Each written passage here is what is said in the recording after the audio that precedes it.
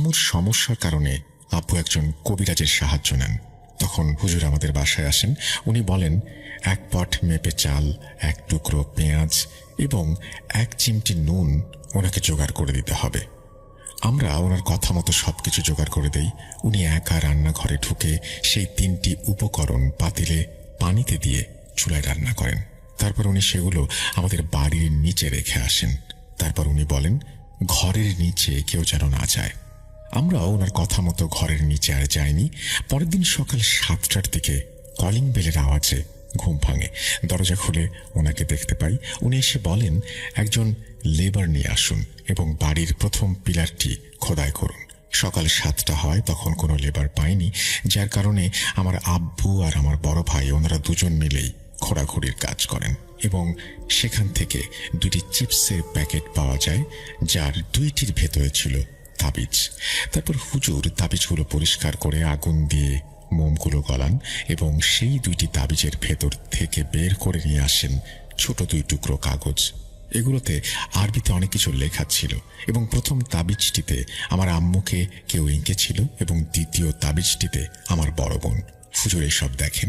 তারপর আমার আব্বুকে জানান উনি এই সমস্যার কোনো সমাধান করতে পারবেন না। এটি একটি ভয়ঙ্কর ব্ল্যাক ম্যাজিক, যেটা তার দ্বারা ভাঙা সম্ভব না। এবং পরের দিন আমরা খবর পাই যে ওনাকে কেউ একজন খুবই বিভৎসভাবে মেরে ফেলেছে। আমরা খবরটি শুনে খুবই আতঙ্কিত হই। সেই দিন আমরা রাত 2টার দিকে রাতের খাবার খাই এবং নিজ নিজ জায়গায় চলে যাই ঘুমানোর জন্য।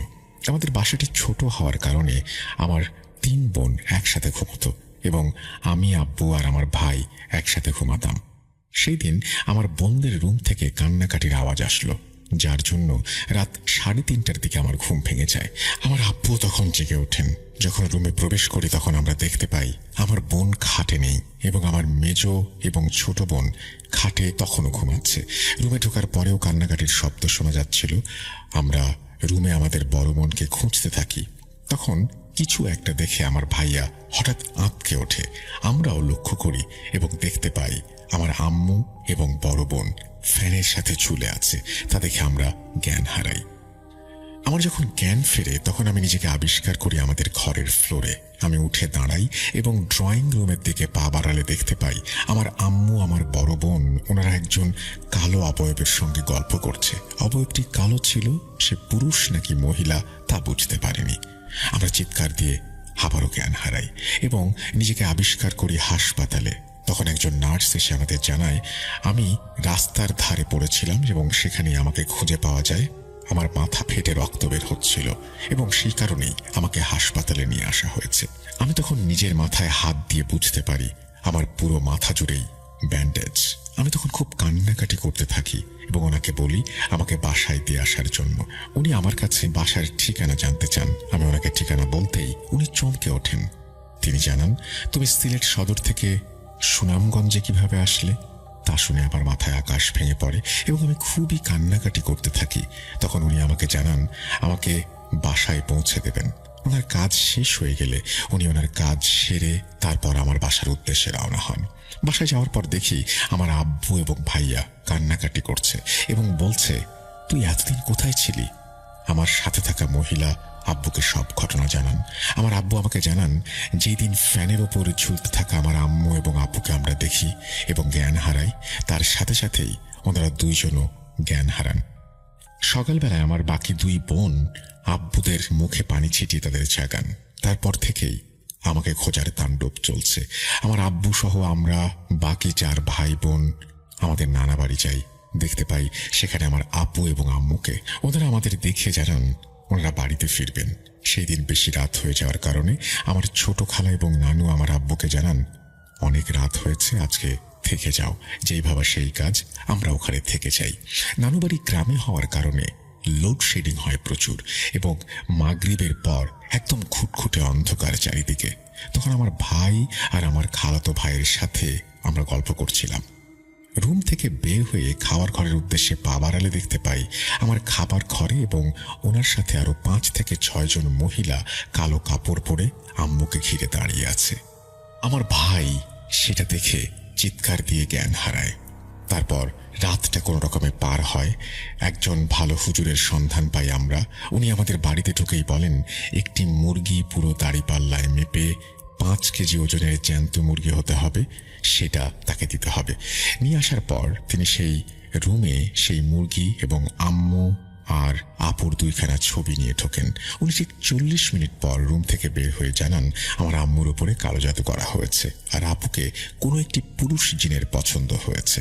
তিনি তখন বলে ওঠেন, আম্মুর উপরে যিনি কালো জাদু করেছেন তিনি একজন মহিলা, আমার আম্মুর রক্তের খুব কাছের, যিনি কিনা কখনোই আম্মুকে সহ্য করতে পারেননি।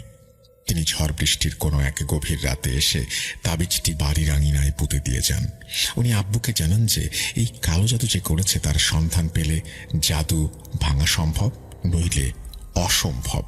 হুজুর মহিলাটির বর্ণনা দেন, তার বিবরণে উচ্চতার প্রসঙ্গটিও আসে, যিনি কিনা আমার আম্মুর, বিশেষ করে আমার নানার আত্মীয়দের মধ্যে পড়েন। উনি আব্বুকে জানান, আপনাদের আত্মীয়দের মধ্যে এমন কোনো মহিলা আছে যিনি গভীর রাতে আপনাদের বাসায় এসেছিলেন? আব্বু তখন না বোধক মাথা নাড়েন। কবিরাজ বলেন, জাদু যদি না ভাঙা যায় আপনার স্ত্রীর জীবনের ঝুঁকি আছে।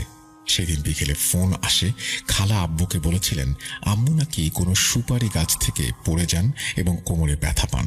তা শুনে আব্বু, আমার ছোট চাচা আর আমার ভাই বোন সবাই নানু বাড়িতে ছুটে যান। যাওয়ার পর আমার আম্মু আমার আব্বুকে দেখেই খুব রেগে যান এবং ওনাকে অশ্লীল ভাষায় গালাগালি করতে থাকেন। তা দেখে বাড়ির সবাইরা তাকে আটকায় এবং আব্বু চাচা সহ বাকিরা বাসায় ফিরে আসে।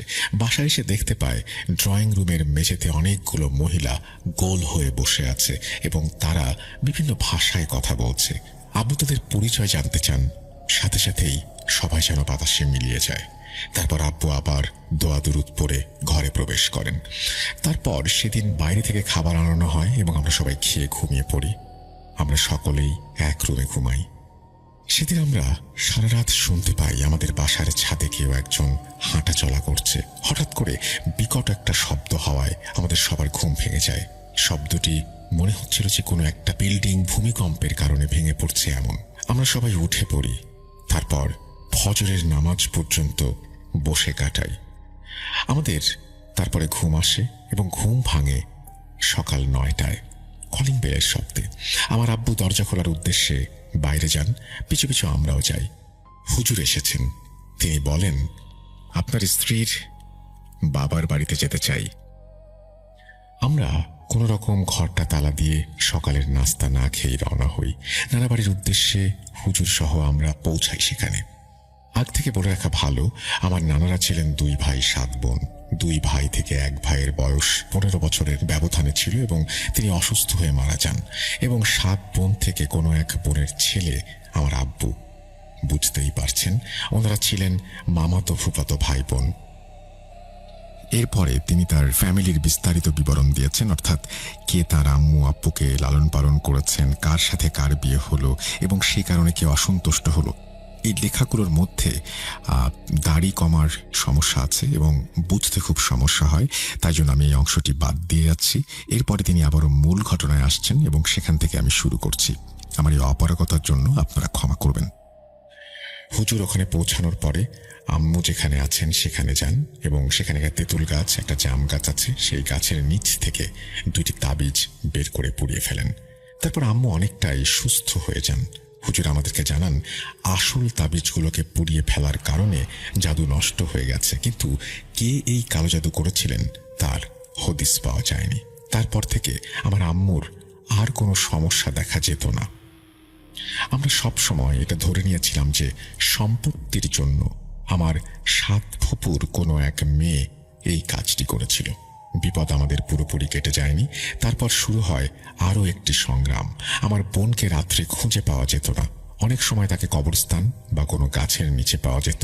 তার শরীরে খুবই ভয়ঙ্কর আঁচড়ের দাগ, কামড়ের দাগ পাওয়া যেত।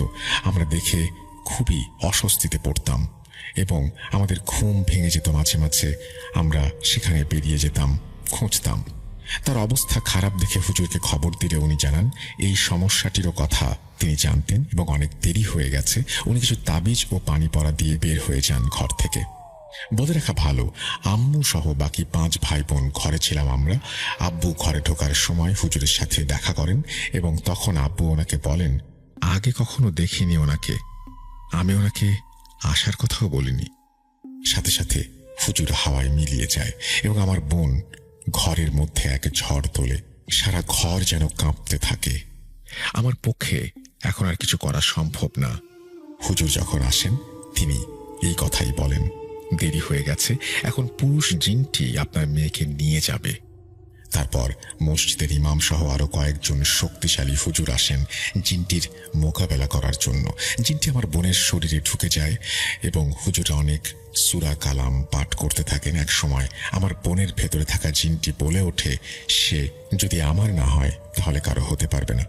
যাই হোক, অনেক চেষ্টার পরে সেই জিনকে শরীর থেকে মুক্ত করা হয়, কিন্তু সে যে বলেছিল তার প্রতিশোধ সে নেয়। তার বোন অনেক উঁচু কোনো জায়গা থেকে পড়ে গিয়ে প্যারালাইজড হয়ে যায়। এই কথাগুলো বেশ অসংলগ্ন বলেই আমি আমার নিজের ভাষায় বলছি, এবং তার বোনকে হুইল চেয়ারে চলাফেরা করতে হয়। এতক্ষণ যে ঘটনাগুলো বললাম খুব ছোট থাকার কারণে অল্প অল্প মনে ছিল। নবম শ্রেণীতে ওঠার পর ভাইয়ার কাছে সম্পূর্ণ শুনেছি। প্রিয় লিসেনার্স, আমার পরিবার এবং আমার বোনের জন্য সকলে দোয়া করবেন। এই বলে তিনি তার ঘটনা শেষ করেছেন। আমার মনে আছে আজও সেই সময়টার কথা, যে সময়টার কথা আমি বলছি। আমি তখন একটা ফ্ল্যাট কিনেছিলাম, আর আমার স্ত্রী একটু একটু করে সেটাকে সাজাচ্ছিল। কোনো প্রপার্টি কেনার পর সাধারণত মানুষের কাছে নতুন করে সবকিছু কেনার মতো বাজেট থাকে না। আমাদের অবস্থাও একই রকম ছিল। কিছু প্রধান দরকারি জিনিস যেমন বেড আর কিছু কিছু জিনিসপত্র কিনেছিলাম, কিন্তু ফার্নিচারে কিছু জিনিস আমরা ভাবলাম যে সেকেন্ড হ্যান্ড নেওয়া যাক। সেই উদ্দেশ্যে টাঙ্গাইলের একটি ফার্নিচার শপে গিয়ে আমরা হাজির হয়েছিলাম, যেখানে একটা রয়্যাল অ্যান্টিক স্টাইলের মিরর ছিল। আমাদের খুব পছন্দ হয়েছিল। ওটা ছিল ডার্ক ম্যাট ব্রাউন কালারের, মোগল আমলের ফার্নিচারের মতো। মিররের চারপাশে খুব চমৎকার খোদাই করা কাজ ছিল, অনেক বড় বড় ড্রয়ার, কোথাও কোনো স্পট নেই। আমি ভালো করে দেখলাম, একটু পলিশ করলেই একদম নতুন হয়ে যাবে। আমি তখন ভেবেছিলাম, কেউ এত সুন্দর একটা জিনিস কিভাবে বাড়ি থেকে বের করে দিল। যদি আয়নাটা আমরা নতুন কিনতাম অনেক দাম পড়তো। আমি নিশ্চিত ছিলাম এখনো দাম অনেকই হবে, তবে নতুনের তুলনায় তো কম। আমি দাম কমানোর চেষ্টা করলাম, আর দোকানদারও তাড়াতাড়ি চুক্তি করে ফেলল। আমি আয়নাটাকে নিয়ে বাড়ি ফিরে আসলাম। দুপুরের সময় বাড়ি যেতে যেতে কাঠের ফার্নিচার পলিশ করেন যিনি, তাকে ফোন করলাম। বাড়ি ফিরেই দেখলাম লোকটিও হাজির। আমি খুশি হলাম, ভালোই হলো, সন্ধ্যায় আয়নাটা সেট করা যাবে। এদিকে পলিশ করতে আসা লোকটিও বলল এমন আয়না সে কখনো দেখেনি। আমি খুশি হলাম, ভালো জিনিস কিনেছি। আমাদের ফ্ল্যাটটা বেশ বড়, 5 রুমের। মেইন ডোর থেকে ঢোকার সঙ্গে সঙ্গে বামে ড্রয়িং রুম, তারপর একটা লম্বা করিডোর, এরপর একটা বড় লাউঞ্জ, লাউঞ্জের পাশে ডাইনিং এর জন্য জায়গা, তারপর 3টা বেডরুম, আর করিডোরের শেষে একটা স্টোর রুম, আর স্টোর রুমের পাশেই রান্নাঘর। আমরা ভেবেছিলাম যে আয়না করিডোরে রাখবো। পলিশের কাজ শেষ করতে করতে দেরি হয়ে গেল, বিধায় সেদিন আর আয়নাটাকে লাগানো গেল না। এরপর রবিবার আমি আর আমার ছেলে আয়নাটা ফিট করলাম। আয়নাটা অনেক বড় ছিল, আর পেছনে 3টা হুক দেয়া ছিল। আমরা মেপে নিলাম এবং ড্রিল করা শুরু করলাম। এই ধরনের কাজ সাধারণত আমি বাড়িতে নিজেই করে থাকি। যেই সময় আমি ওপরের একটা হুকের জন্য ড্রিল করছিলাম, সেই সময় হঠাৎ মনে হলো দেয়ালটা যেন একটু কেঁপে উঠল। প্রথমে ভাবলাম ড্রিল মেশিনের জন্য, আবার ড্রিল করা শুরু করলাম, আবারও দেয়ালে কাঁপন। আমি যেন অনুভব করছিলাম ভূমিকম্প হচ্ছে, কিন্তু আমি ফিল করতে লাগলাম যে দেয়ালটাই শুধু কাঁপছে। যেখানে আমি ড্রিল করছিলাম সেই জায়গাটায়, বাকি জায়গাগুলোতে কোনো সমস্যা নেই। আমি আমার মনের ভুল ভেবে বিষয়টাকে তেমন পাত্তা দিলাম না। আমি তো প্রথমবার এই কাজ করছি না, এর আগে টিভিটাও সেট করেছি আমি। আমার জন্য এই কাজটি নতুন নয়। কিছুক্ষণ থেমে আমি আবার শুরু করতে চাইলাম, দেয়ালে হাত দিলাম, কাঁপছে না। আমার ছেলে কাছে দাঁড়িয়েছিল, হয়তো আমার মনের অবস্থা সে বুঝে ফেলেছিল। সে আমার হাত থেকে ড্রিল মেশিনটা নিয়ে বলল, আমি একটু চেষ্টা করে দেখি। ছেলেটা মেশিনটা নিয়ে ড্রিল করা শুরু করলো। হঠাৎ এক ঝটকায় মেশিনটা পেছনে সরিয়ে পড়ল। এই দেয়ালটা তো কাঁপছে আব্বু। আমি দেয়ালটা ভালোভাবে দেখলাম। ওদিকে কোনো পিলার ছিল না, কংক্রিটের মতো শক্ত বস্তু। আমি বললাম, চল আমরা অন্য জায়গায় চেষ্টা করি। আমরা জায়গা বদল করলাম, নতুনভাবে মাপ নিলাম। তবুও অবস্থার কোনো পরিবর্তন হলো না। আমি আমার ছেলের দিকে তাকিয়ে রইলাম। তারপর আল্লাহর নাম নিয়ে আবারও কাজ শুরু করলাম।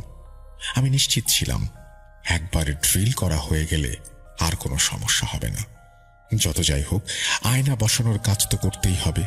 আমরা অনেক কিছু এড়িয়ে গিয়ে ড্রিল করাটা শেষ করলাম। যতটা উৎসাহ নিয়ে আমরা ওই আয়নাটি এনেছিলাম, ঠিক ততটাই বিরক্ত লাগছিল সেটা সেট করতে। অনেক কষ্টে দেয়ালে 3টা ছিদ্র করতে পারলাম এবং একদম অবাক করার মতো ছিল যে ওই আয়নাটি ওই জায়গার সৌন্দর্যকে গুণগতভাবে অনেক বেশি বাড়িয়ে দিয়েছিল। আমাদের বাড়িতে যারাই আসতো তারা আয়নার সামনে না দাঁড়িয়ে থাকতেই পারত না। হ্যাঁ, আমার রুমে যাবার পথেই সেই আয়নাটা সেট করেছিলাম। একটা অভ্যাস হয়ে গেল আমার যে বাড়িতে ঢুকলেই আমি চাবি এবং ওয়ালেট সেই আয়নার কনসোলে রাখতাম। এই আয়না আমাদের বাড়িতে আছে তখন 3য় বা 4র্থ দিন হয়ে গেছে। সেদিন আমি আমার গাড়ির চাবিটা কনসোলে রেখেছিলাম। কিছুক্ষণ পর জরুরি কাজে বাইরে যেতে হবে।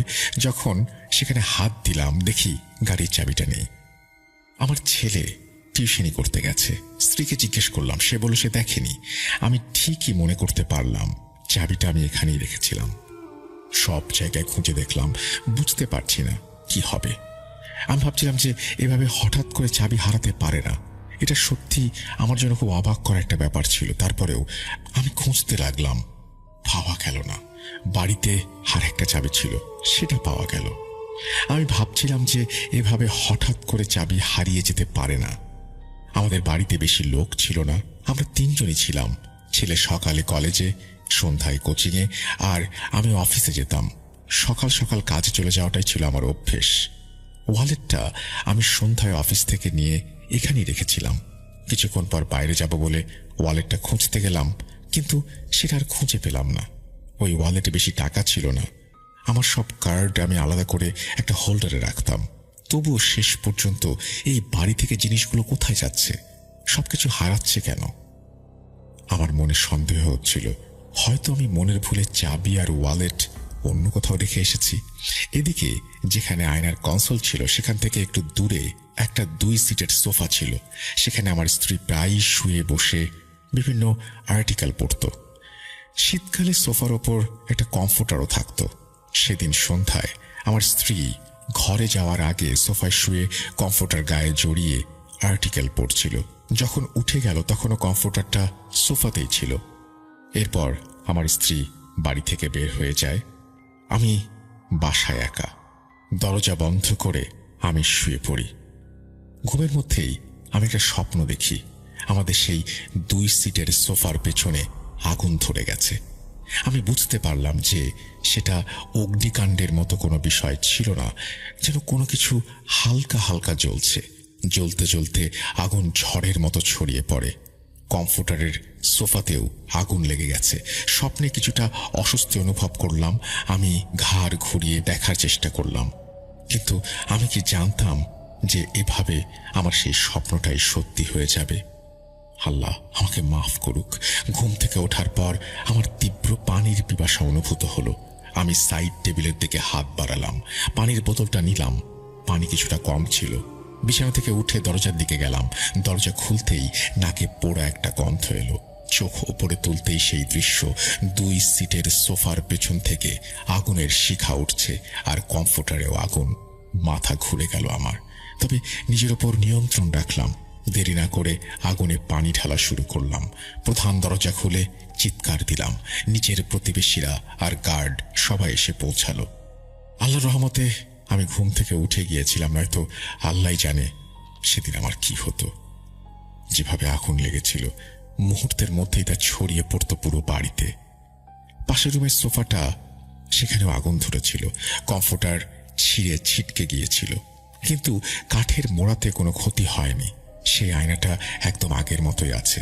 আপনারা বিশ্বাস করবেন না যে আয়না ঝোলানো দেয়ালটার কোনো কিছুই হয়নি, একটু ক্ষতিও না। আমরা সবাই বেশ ভয় পেয়ে গিয়েছিলাম।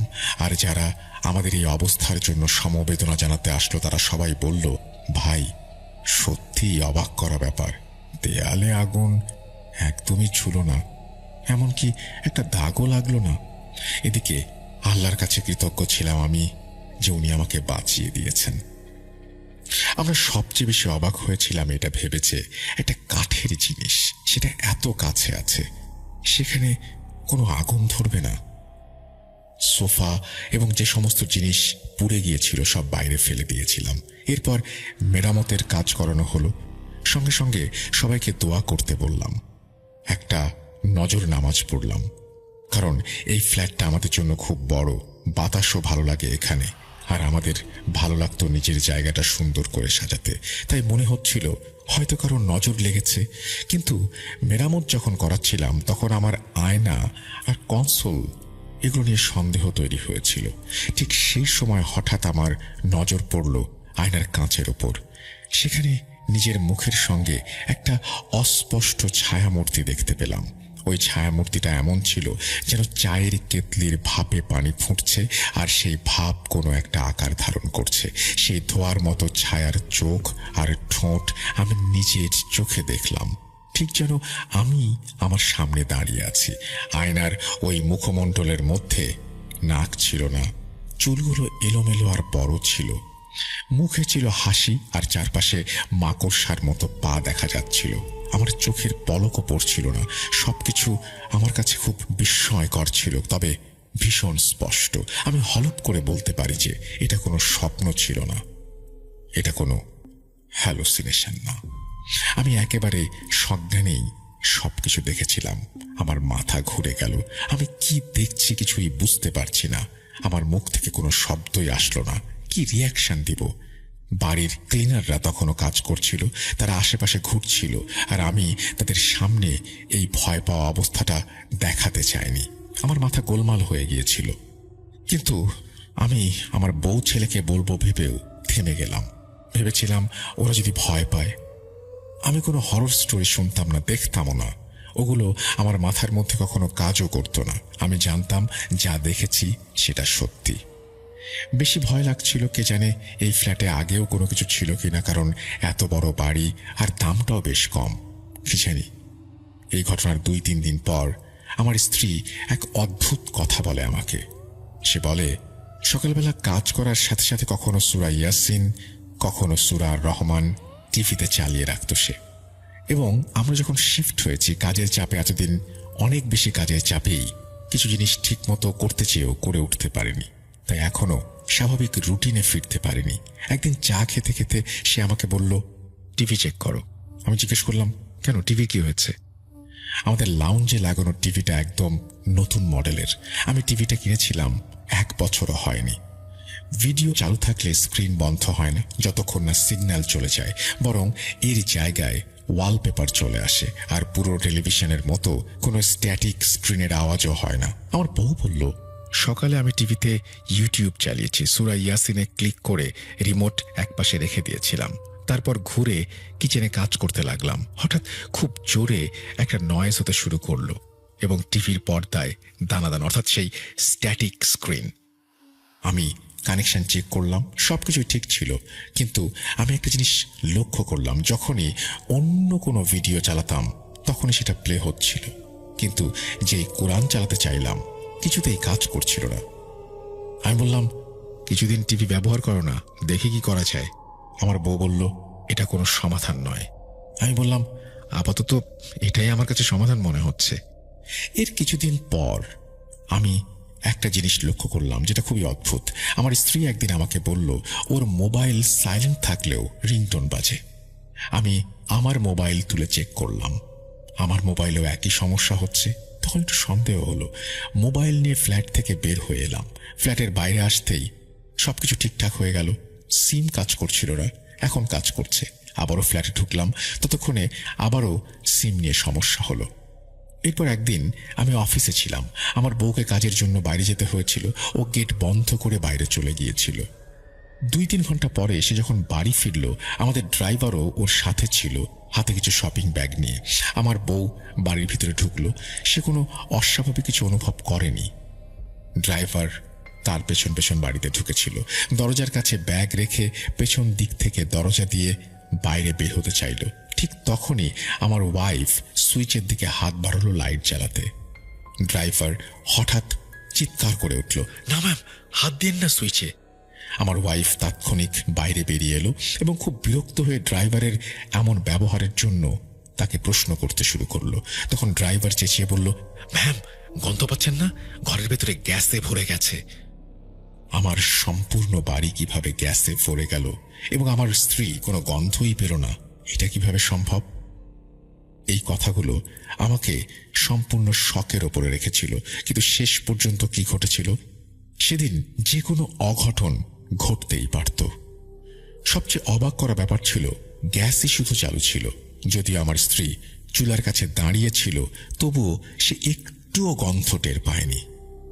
আমি অবাক হয়ে বললাম, তোমার নাক বন্ধ নয় তো ঠান্ডায়? সে বিরক্ত হয়ে বলল, তার ঠান্ডা লাগেনি।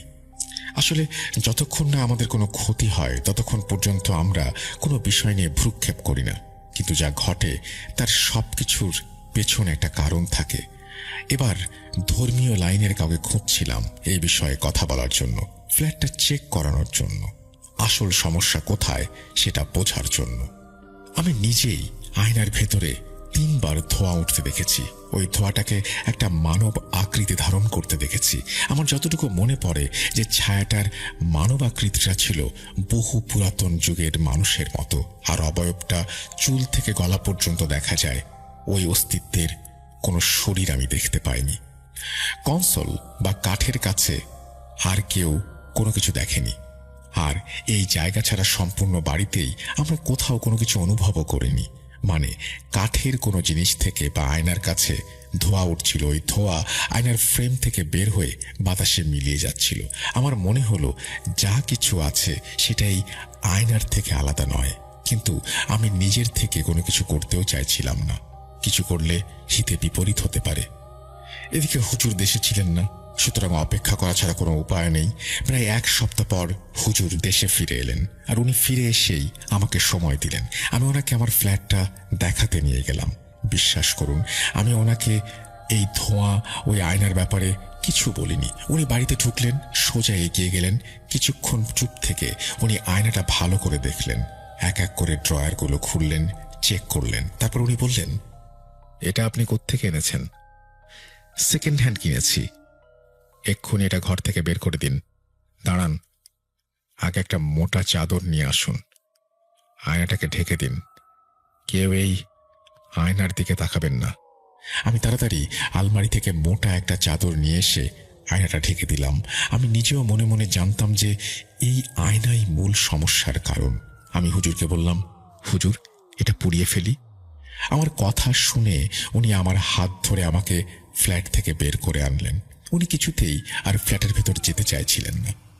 আমাকে জোর করে বাইরে নিয়ে এসে উনি বললেন, যেভাবেই চেষ্টা করেন না কেন, দূর দূরান্তে কোথাও ফেলে দেন, লাভ নেই, কারণ এটা আপনার পরিবারের সাথে জুড়ে গেছে। আমি কিছু উপায় করেছি, সেই অনুযায়ী কাজ করেন। আমি একটা নির্দিষ্ট জায়গার কথা বলছি, আপনি আয়নাটাকে সেখানে গিয়ে ফেলে আসেন। এসব কাজ অনেক কঠিন, অনেক কষ্ট হবে। যখন কাজটি করবেন পেছনে অনেক কিছু শুনতে পারবেন, কিন্তু তাকাবেন না। হুজুরের কথা শুনে আমি স্তব্ধ হয়ে গেলাম। আমার মতো ভীতু মানুষ এত কিছু কিভাবে করবে? আয়নাটা নামানোর সময় এতটাই গরম ছিল, মনে হচ্ছিল আগুনে পুড়ছে। ওটা নামিয়ে নিচে আনা হলো, গাড়িতে রাখা হলো। আয়নাটা এতই গরম ছিল যে হাতটাও যেন পুড়ে যাচ্ছে। আমরা আয়নাটা নামিয়ে আয়নায় তাবিজ জুড়ে দিলাম আর মাটি খুঁড়তে লাগলাম, ঠিক যেভাবে হুজুরে বলেছিল। হুজুর তখন আমার পাশেই ছিলেন। উনি আমাকে হেফাজত করার জন্য একটা তাবিজ দিয়েছিলেন। যাই হোক, সংক্ষেপে বলতে গেলে কোনো না কোনোভাবে আমি কাজটা শেষ করলাম। বেশ কিছু ঝামেলাও হয়েছিল মাঝে মাঝে, কিন্তু আমি এতটাই দুর্বল আর ক্লান্ত হয়ে গিয়েছিলাম, আমার শরীর কাঁপছিল। বাড়ি এসে বিছানায় এমনভাবে শুয়ে পড়লাম যে ওঠার আর শক্তি পাচ্ছিলাম না। হুজুর আমাদের ফ্ল্যাটের চারিদিকেই একটা তাবিজ করে বেঁধে দিয়েছিলেন। হুজুর 3 দিন আমাদের বাড়িতেই ছিলেন। 3 দিন ধরে আমার ফ্ল্যাটে কোরআন খতম চলছিল। তারপর উনি বললেন, এই আয়না এমন এক বাড়ি থেকে এসেছে যেখানে এটার মাধ্যমে জাদু করা হতো, আর তারও আগে যেখানে এই আয়না ছিল সেই বাড়িতে এই আয়নার মাধ্যমে কালো জিনদের ডাকা হতো। এটা একটা মাধ্যম মানুষ ও জিন জাতির মধ্যকার। আয়নার মাধ্যমে খুব সহজেই একটি জিন একটি পরিবারে ঢুকে পড়তে পারে। এজন্য আপনি খেয়াল করবেন যে বাড়ির গুরুজনেরা আমাদের আয়না দেখতে খুব একটা উৎসাহিত করতো না, অনেক সময় অনুমতিও দিত না। পুরনো দিনে বাড়িতে যদি আয়না থাকতো, একটাই থাকতো সম্পূর্ণ বাড়িতে, আজকালকার মতো প্রতিটি ঘর প্রতিটি দেয়ালে নয়। যাই হোক, ওই বাড়ির লোকজন যারা ওই আয়নার মাধ্যমে জাদু করেছিল তারা আয়নাটা বাইরে ফেলে দিয়েছিল। তারপর সেটা আবার মার্কেটে বিক্রি করা হলো। হয়তো তারা ঝামেলা এড়াতে চেয়েছিলেন।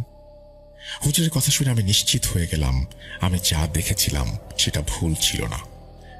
যাই হোক, ওই আয়নায় আমি কি কি দেখেছি, কালো ধোয়ার মতো, এবং সেই জিনগুলো খুবই বিপজ্জনক হয় সেটাও বুঝতে পেরেছি। আয়নাটা নাকি আমাদের বাড়িতে আনার পর থেকেই এই জিনগুলো জাগ্রত হয়ে উঠেছিল। যেই উদ্দেশ্যে ওদের আয়নার মাধ্যমে কোনো বাড়িতে পাঠানো হয়েছিল, বাড়ির সবকিছু শেষ করাটাই ছিল সেই উদ্দেশ্য, কোনো এক পরিবারকে ধ্বংস করে ফেলা। হুজুর বললেন, এই আয়নার জন্যই আপনার বাড়িতে এমন অনেক ঘটনা ঘটেছে। ওরা আপনার ক্ষতি করার জন্য সর্বরকম চেষ্টা করেছে, কিন্তু ধন্যবাদ দিতে হবে আল্লাহকে যে আপনাদের হেফাজত করেছে। আর আমি ওই আয়নাটাকে তাবিজ লাগিয়ে পুঁতে দেওয়ার মাধ্যমে নজর থেকে অদৃশ্য করেছি। প্রথমত, সেটা আর কেউ দেখতে পাবে না। কেন বললাম দেখতে পাবে না? আয়নায় বন্দি শয়তানেরা যে কোনো ধোঁকার মাধ্যমে মানুষের নজর এই আয়নার দিকে নিয়ে আসতে পারে, কিন্তু তাবিজের শক্তির কারণে তা আর পারবে না। আর দ্বিতীয়ত, যতক্ষণ পর্যন্ত তাবিজটা ওখানে থাকবে কেউ ওই আয়নাটা ছুঁতেও পারবে না। ঘটনা শুরু হয় 2019-এর নভেম্বর মাসে। তখন মোটামুটি ভালোই শীত পড়েছে। আমার হাজবেন্ড চাকরির সুবাদে ঢাকায় যায়। আমার শ্বশুরের সাথে ফজরের আজানের আগে বাসা থেকে বের হয়ে যায়। তখন আমি তাদের এগিয়ে দিয়ে দরজা চাপিয়ে শুয়ে পড়ি, কারণ আজান হতে আরো দেরি আছে। ছোট বাচ্চা কান্না করছিল। এমন সময় আমি বাচ্চার দিকে মুখ ফিরে আছি। হঠাৎ আমার হাত ধরে কেউ হ্যাঁচকা টান দেওয়ার মতো কিছু একটা করলো, এরকম অনুভব করলাম। আমি পেছন ফিরে দেখি আমার শাশুড়ি, এবং তার চোখগুলো কেমন যেন জ্বলছে। সে আমাকে বলছে, ঘর থেকে বের হও, বাইরে চলো, কথা আছে। আমি তখন ঘুমের ঘোরে বুঝতে পারিনি, তাই বলে দিলাম, মা আপনি ঘরে যান, আমি পরে আসবো, বাবু ছাড়ছে না। কিন্তু সে দাঁড়িয়েই আছে। এমন সময় আজানের ধ্বনি শোনা গেলে আমার শাশুড়ি বেশি এই অশরীরী আস্তে করে আমার দরজার কাছে গিয়ে মিলিয়ে যান। আমি অন্ধকারেও স্পষ্ট সেটা বুঝতে পেরেছিলাম। সকালে আমি আমার শাশুড়িকে জিজ্ঞেস করলাম, মা আপনি আমাকে ডেকেছিলেন কেন?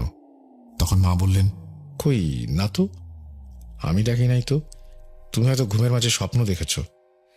তখন আমি ব্যাপারটা মাথা থেকে বের করে দিলাম আর নিজেকে বুঝালাম হয়তো ঘুমের ঘোরে এসব দেখেছি, এরপর আর এসব ফিল করিনি। 2020 সালের সময়ের কথা। আমি তখন অনেক রাত করে ঘুমাতাম, ফেসবুকে নিউজ ফিড স্ক্রল করতাম। অনেক সময় মনে হতো আমার জানালার পাশে কেউ পা ঘষে ঘষে হাঁটছে। আমার অনেক সময় মনে হতো কেউ জানালার পাশে দাঁড়িয়ে কথা বলছে ফিস ফিস করে। পাশের বাড়ির একজন মুরব্বী ভাড়া থাকতো, তার মেয়ে, জামাই আর 2 নাতি নাতনিকে নিয়ে। বাসাটি ছিল টিন শেডের। মাঝে মধ্যে ওই মুরব্বী আন্টি বলতো এই বাসায় সমস্যা আছে। তখন আমিও আমার কথাগুলো ওনার সাথে শেয়ার করি। উনি ওনার ঘটনা বলতে শুরু করেন। আমরা যখন এই টিন শেডটাতে উঠি তখন থেকে কেন জানি না মনে হয় রাতের বেলা কেউ হাঁটে টিনের চালে, মানুষের মতো করে কেউ শব্দ করে হাঁটে। আমার ছোট নাতি রাতে ঘুমাতে পারে না, সারা রাত ঘুমের মধ্যে ভয় পায়, কান্না করে। একদিন তাহাজ্জুদের নামাজ পড়তে উঠেছি। নামাজের পর আমি জায়নামাজে বসেছিলাম।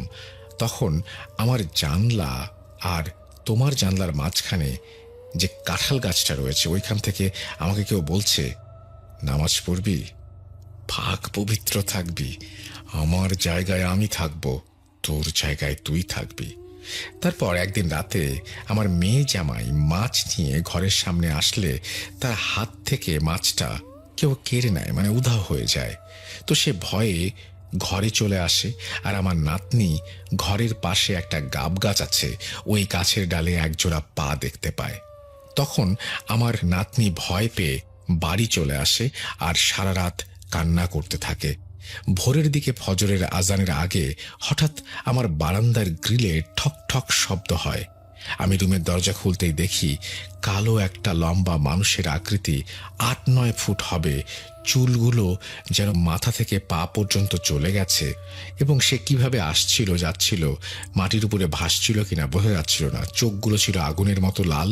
আমাকে বলছে, দরজা খুলে তোর নাতনিকে দে। আমি তখন ভয় পেয়ে যত দোয়া দরুদ কালাম পারতাম সব পড়া শুরু করে দিয়েছি। আর পরদিন বাড়িওয়ালাকে বলেছি, আমি আপনাদের এই বাসায় থাকবো না, এবং আমি আমার পরিবারকে নিয়ে আমি চলে যাচ্ছি, এখানে থাকা সম্ভব না। আর বলতে পারবো না, আমার কিছু মনে নেই। তার পরের ঘটনাগুলো তার নাতনির কাছ থেকে শোনা, তার মতো করেই বলছি। আমরা যখন অন্য বাসায় চলে এসেছি এরপর থেকে নানির সাথে উল্টাপাল্টা কিছু না কিছু হতোই। কি হচ্ছে জিজ্ঞেস করলে তিনি বলতেন, কিছু না, আমি জানি না, কিছু মনে নেই, কিন্তু ডাক্তার বলছে বয়স হয়েছে তো, তাই হয়তো ভুলে যাচ্ছে, আমি মেডিসিন দিয়ে দিচ্ছি, ঠিক হয়ে যাবে। কিন্তু না, নানির আচরণ দিন দিন খারাপ হতে থাকে। অল্প কিছুতেই রেগে যায়, যা কখনো নানি করতো না, কারণ নানি অনেক শান্তশিষ্ট স্বভাবের।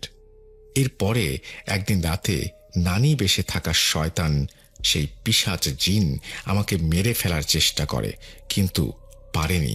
আমরা নানিকে একজন কবিরাজের বাড়িতে নিয়ে যাই, এবং আমার দাদাবাড়ি এলাকার কবিরাজ নানিকে দেখেন এবং অনেক কিছু বলার পর কাজ শুরু করেন। এবং তিনি বলেন যে 10 কেজি মিষ্টি, 2টা মোরগ, একটা কালো খাসি কিনে আনতে হবে, রাত 2টার দিকে পুকুর পাড়ে রেখে দিতে হবে সেটা। এবং তিনি আরও বলছেন ফেরার সময় যেন পেছনে না তাকাই। কবিরাজ যেমন বলেন আমি তেমনটাই করি। তারপর আর কোনো সমস্যা হয়নি। এই বলে শেষ করল। এরপর ওই বাসায় নতুন ভাড়াটিয়া আসে। তারা খুবই মিশুক ছিল। তারা 4 জন মেম্বার ছিলেন। বাসায় বাবা, মা, একটি ছেলে আর একটি মেয়ে। মেয়েটি বিবাহিত, কিন্তু মায়ের কাছ থেকে পড়াশোনা করে ছেলেটা আর্মিতে জব করে, আর বাড়ি থেকে দূরে হয় অনেকদিন পর পর আসে। 5 মাস ভালোই চলছিল, কিন্তু হঠাৎ একদিন মেয়েটা রাতে চিৎকার করে ঘুম থেকে উঠে যায়। তখন মেয়েটার বাবা মা মেয়েটির রুমে আসলে যা দেখে তা কেউ দেখার জন্য প্রস্তুত থাকতে পারে না। তারা দেখে কে যেন তার পাশে শুয়ে আছে এবং গরম নিঃশ্বাস ফেলছে। তারপর থেকে ওদের সাথে নিয়মিত অদ্ভুত ব্যাপারগুলো ঘটেই চলেছে। প্রতিদিন সন্ধ্যার পর শুধু আমাদের ওই বাসার ওপরে বিদ্যুৎ চমকায়। মনে হয় এখনই বড় ঝড় হবে, অথচ বাড়ির বাইরে গেলে আকাশ পূব দিকে পরিষ্কার এবং সবকিছু ঠিকঠাক, কিন্তু বাড়ির ভিতরে দমকা হাওয়া এলোমেলো হয়ে যায়। আমরা সেদিনের পর আমার এক ভাগ্নি আমাদের বাসায় আসে এবং বাসায় এসে সে বলে সে আমাদের মামুনির সাথে ঘুরতে যাবে। তাই আমরা ডিসাইড করলাম যে বরিশালের রাঙ্গাবালিতে অনেক সুন্দর সুন্দর স্থান রয়েছে, সেরকমই কোনো একটা জায়গা ধরে আমরা চলে যাব। আর আমার নাম রিমান ছদ্মনাম, ভাগ্নি জায়দা আক্তার, নয়ন, ইমরান ও আমার ওয়াইফ শারমিন। যাতায়াতের জন্য আমাদের সাথে ছিল ইঞ্জিন চালিত একটি নৌকা। আমরা বেরিয়ে পড়ি 12টা বাজে। তখন আমাদের প্রায়ই 3 থেকে 4 ঘন্টা সময় লেগে যায়, এবং সমুদ্রে অনেক ঝড় তুফান এবং অনেক বড় বড় ঢেউ ছিল সেদিন। আমাদের ট্রলারটা বেশি বড় বড় ঢেউগুলোর মধ্যে কোনোভাবেই চলতে পারছিল না, তাই আমিও চাই ওদেরকে হেল্প করতে। আমরা অনেকক্ষণ পর্যন্ত ট্রলারটা একটা খালের পাড়ে নিয়ে উপস্থিত হতে পারি। আমরা ভাবছি ছোট খালটা আমরা ট্রলারে করে পার হয়ে যাব। এই কথা ভেবে ভাগ্নি আর ওয়াইফ খালে ঝাঁপ দিয়ে দিল। ঝাঁপ দেওয়ার সাথে সাথেই ভাগ্নি মাথা দেখলাম, কিন্তু আমার ওয়াইফ আর উঠছে না। কয়েক সেকেন্ড যেতে না যেতেই দেখলাম ঠিক যেখানে তারা পানিতে লাফ দিল তার থেকে 15 থেকে 20 হাত দূরে হবে, সেখানে গিয়ে তারা উঠল। আমি তো অবাক, কারণ এইসব জিনিস আমি বিশ্বাস করি। আগে থেকেই বলছি আমি একটু আবেগপ্রবণ, এই ভেবে যে এসব আমারই ওয়াইফের সাথে ঘটে যাওয়া ঘটনা না তো। যাই হোক, সেদিন পানির থেকে উঠে আসতে একটা জিনিস দেখে আরো অবাক হয়ে যাই। তা হলো তার চুল পুরোপুরি খোলা, আর পুরোপুরি মনে হচ্ছে যে সে যখন লাফ দেয় তখন চুল বেনি করা ছিল। তারপর তাকে চুলার পাশে বসিয়ে জিজ্ঞেস করলাম সে কিছু বলতে পারে কিনা। যাই হোক, তখন ঠিক সন্ধ্যার মাগরিবের একটু আগে। তারপর আমি বিশ্বাস করি রাসেল ভাই, আমার খুব ভয় কাজ করছিল। আমার ওয়াইফের সাথে এরকমটা হওয়ায় তার কয়েক মিনিটের মধ্যেই আমরা ওই জায়গা ত্যাগ করি। ট্রলার কিছু দূর আসার পর আমার ভাগ্নি আমাকে বলছে যে সে চুলে শ্যাম্পু দিয়ে চুল ধুয়ে নেবে। তো সে নামলো, আবার পানিতে ঠিক তার মতো করে উঠল। আমার ওয়াইফও নামলো। আমি আর কিছু বললাম না। তার কয়েক মিনিট পরে তারা ট্রলারে উঠে আসলো। তো আমাদের ট্রলার আবার যেতে লাগলো। তার কিছু সময় পরে আমি খেয়াল করলাম আমার ওয়াইফের নাকে নাকফুল নেই। তো আমি তাকে জিজ্ঞেস করলাম নাকফুল কই, সে বলল না। তারপর আবার যখন তাকে একটু জিজ্ঞেস করলাম এবং ব্যাগ ট্যাগ চেক করতে বললাম, এবার সে অনেক রাগ নিয়েই আমাকে বলল, আমি কিছু জানি না, আমাকে কেন জিজ্ঞেস করছো? জিজ্ঞেস করবি তো তোরা সবাই এখানেই মরবি। এই কথা শোনার পরে আমার ভাগ্নি, আমি, আমাদের চাচাতো ভাই, আমরা অনেক ভয় পেয়ে যাই। আমরা কিছু বললাম না। তারপর আমরা বাড়ির ঘাটে এসে পৌঁছালাম। রাত তখন আনুমানিক 7টা থেকে 8টা। বাসায় ঢোকার পরে বাবা মা অনেক বকাবকি করলো। আসলে ভাই আরেকটা কথা বলতে ভুলে গেছি, যখন আমরা জাহাজে রওনা দিয়েছিলাম তখন আমার মা বাবা আমাকে বারণ করেছিল, তার সত্ত্বেও আমি গিয়েছিলাম। ভাবছিলাম নতুন বউ, আমরা একসাথে ঘুরতে অনেক মজা হবে। যাই হোক, ঘটনায় আসা যাক। তারপর বাবা মা তো অনেক বকলো এবং বকা শোনার পরে আমরা রাতে খেয়ে দিয়ে শুয়ে পড়ি। এরকম 3-4 দিন ভালোভাবেই কেটে গেল। 5 দিন মাঝরাতে আমার ঘুম ভেঙে যায় এবং আমি দেখি আমার পাশে কেউ নেই। আমি পুরো আগে ভাগে সবকিছু দেখলাম, ভাবলাম আমাকে রেখে রাতে সবাই যে যার মতো কোথায় চলে গেছে। তারপরে ওয়াশরুমে যেতে হবে আমাকে, সেদিকে রওনা দিলাম এবং আমি দেখলাম যে আমাদের যে পাকের ঘর অর্থাৎ রান্নাঘর, সেখানে মাটিতে কিছু চুল ছিটিয়ে আছে এবং আমি খুঁজতে খুঁজতে আমাদের রান্নাঘরে গেলাম। মানে উনি লিখেছেন যেভাবে আমি বুঝতে পারছি না, এবং সেখানে গিয়ে তিনি তার ওয়াইফকে আবিষ্কার করেন এবং তিনি সেখানে পড়ে আছেন এবং তিনি বিড় করে আমার কানের কাছে মুখ নিয়ে খুব আস্তে আস্তে বলছেন, তুই আমার পথের কাঁটা, তোকে মেরে আমি ওকে নিয়ে যাব, পারলে আমাকে আটকে দেখাস। তারপর সে অজ্ঞান হয়ে গেল। তাকে ঘরে নিয়ে আমি আমার খালুকে ওই রাতেই ফোন দিলাম। রাত 2:20। সে বলল আমার হাতে একটা কাজ আছে, কাজ শেষ করে 2 দিন পরে আসছি। তার কথা শুনে আমার একটু রাগ হলো, কিন্তু সেই রাগ সামলে আমি বললাম, আচ্ছা ঠিক আছে, খালু কবিরাজ মানুষ, রাগ করে কি লাভ, আমারই তো দরকার। বেশি কিছু না ভেবে ঘুমোতে চলে গেলাম। পরদিন আমি আরেকটু বলে রাখি, আমাদের ঘরে ওই দিন দুপুরে আইটেম ছিল পাঙ্গাস মাছ, ইলিশ মাছ আর মুসুরির ডাল। আমার ওয়াইফ সে পাতলা ডাল আর পাঙ্গাস মাছ খায় না। ওই দিন আমরা সবাই যখন দুপুরের খাবার খেতে বসেছি তখন আমি পাঙ্গাস মাছ নিলাম, আমার বাবা মাও নিল, আর আমার ওয়াইফকে দিল একটা টুকরো ইলিশ মাছ। ইলিশ মাছ খেতে বেশি সময় লাগে না। শেষ না হতেই আমার প্লেট থেকে পাঙ্গাস মাছটা ছো মেরে নিয়ে গেল এবং পাতলা মুসুরির ডাল ছিল, তাও সে নিয়ে গেল। অনেকদিন ভালো মন্দ খাই না, আজকে পেয়েছি, সবকিছু খেয়ে ফেলবো। এরকম একটা হাড় হিম করা পরিবেশ দেখে আমার বাবা মা আমাকে অনেক বকাঝকা করতে লাগলো। আমি সাথে সাথে খালুকে ফোন দিই, তাকে এই কথা বলার পর আমি আজকে রাতে আসছি বলে আমাকে কিছু জোগাড় করে রাখতে বলে। যদিও 1-2 ঘন্টার ভেতর সবকিছু জোগাড় করে ফেললাম। খালু রাতে আসলো। আসার পরে আমার ওয়াইফকে দেখে বলল, বাবা রিমন, ওর ভেতরে যে আছে সে ভয়ঙ্কর এক বদ জিন। এই জিন যার উপরে একবার ভর করে সে বেশি দিন বাঁচে না। এই জিন জাতির নামটা আমার ঠিক মনে নেই, সেজন্য ক্ষমা চেয়ে নিচ্ছি। আরও অনেক কথা বলল খালু, সেগুলো না হয় নাই বললাম। খালু ঘরের মাঝে একটা বৃত্ত আঁকলো, তার ভেতরে খালু আমার ওয়াইফকে বসালো। খালু কিছু সূরা পড়লেন কিছুক্ষণ পরে ওই বদ জিনটা হাজির হলো এবং আমার খালু তাকে সালাম দিয়ে জিজ্ঞেস করলেন, কে তুই? নাম কি তোর? কোথা থেকে এসেছিস? উত্তরে সেই খারাপ জিনটা বলে উঠল, তুই আমাকে সালাম দিয়েছিস কেন? আমি তো এ জাতির অন্তর্গত নই। এবং তারপরে সে অনেক কথা বলে এবং সে বলে আমার শরীরে লাগে তাই আমি শাস্তি দিবে, তাই আমাকে শাস্তি দেবে। তারপরে সে যেটা করে সেটা হচ্ছে কোনো একটা কারণে সে তার শরীরে আঘাতপ্রাপ্ত হয় এবং সে পানিতে ডুব দেয়। আমি এই লেখাটা আসলে কিছুই বুঝতে পারছি না, যাই হোক অনেক দূর চলে এসেছি, সুতরাং শেষ করি। এবং তারপরে সে বলল নমস্কার, আরও বলল সে নাকি তাকে অনেক পছন্দ করে, তাকে নিয়ে যাবে। শরীর ছেড়ে সে কোনোভাবে যেতে রাজি হচ্ছিল না। এরকম একটা অবস্থায় দোয়া পড়তে শুরু করলাম যেন সে যেতে রাজি হয়। আমি ওকে ছেড়ে যেতে পারি, তবে আমার কিছু শর্ত আছে, সেগুলো মানলে আমি চলে যাব। খালু জিজ্ঞেস করলো কি শর্ত? সে বলল, আমাকে 10 কেজি মিষ্টি, 3টি কালো এক দামে কেনা পাঠা তোদের বাড়ির উত্তর দিকে 3 মুখের নদীতে রেখে দিয়ে আসতে হবে, পেছন ফিরে তাকানো যাবে না। যাই হোক, আমরা যেটা করলাম সেটা হচ্ছে যে এই জিনিসপত্রগুলো জোগাড় করলাম। 30 বছরের আগে কোনো বাচ্চা কাচ্চা, এবং তারা আরও কিছু কথা বলেছিল। আমি আসলে লেখাটা পড়তে খুবই অস্বস্তি বোধ করছি, তারপরেও পড়ে যাচ্ছি। এবং তিনি বলছেন যে এই যে জিনিসপত্রগুলো তারা চাইলেন সেই জিনিসপত্রগুলো আনতে হবে এবং পেছন ফিরে তাকানো যাবে না। এবং তারপরে তারা আরেকটা ইনস্ট্রাকশন দিল যে ওর 30 বছরের আগে ও যেন কোনো বাচ্চা কাচ্চা না নেয়, যদিও বাচ্চা নেয় সেটা নষ্ট হয়ে যাবে। যাই হোক, আমরা এইভাবেই চলতে লাগলো এবং একটা সময় যেটা হলো হুজুরের মাধ্যমে তিনি তার সমাধানও পেয়েছিলেন, সেই কথা তিনি বলতে চাচ্ছেন।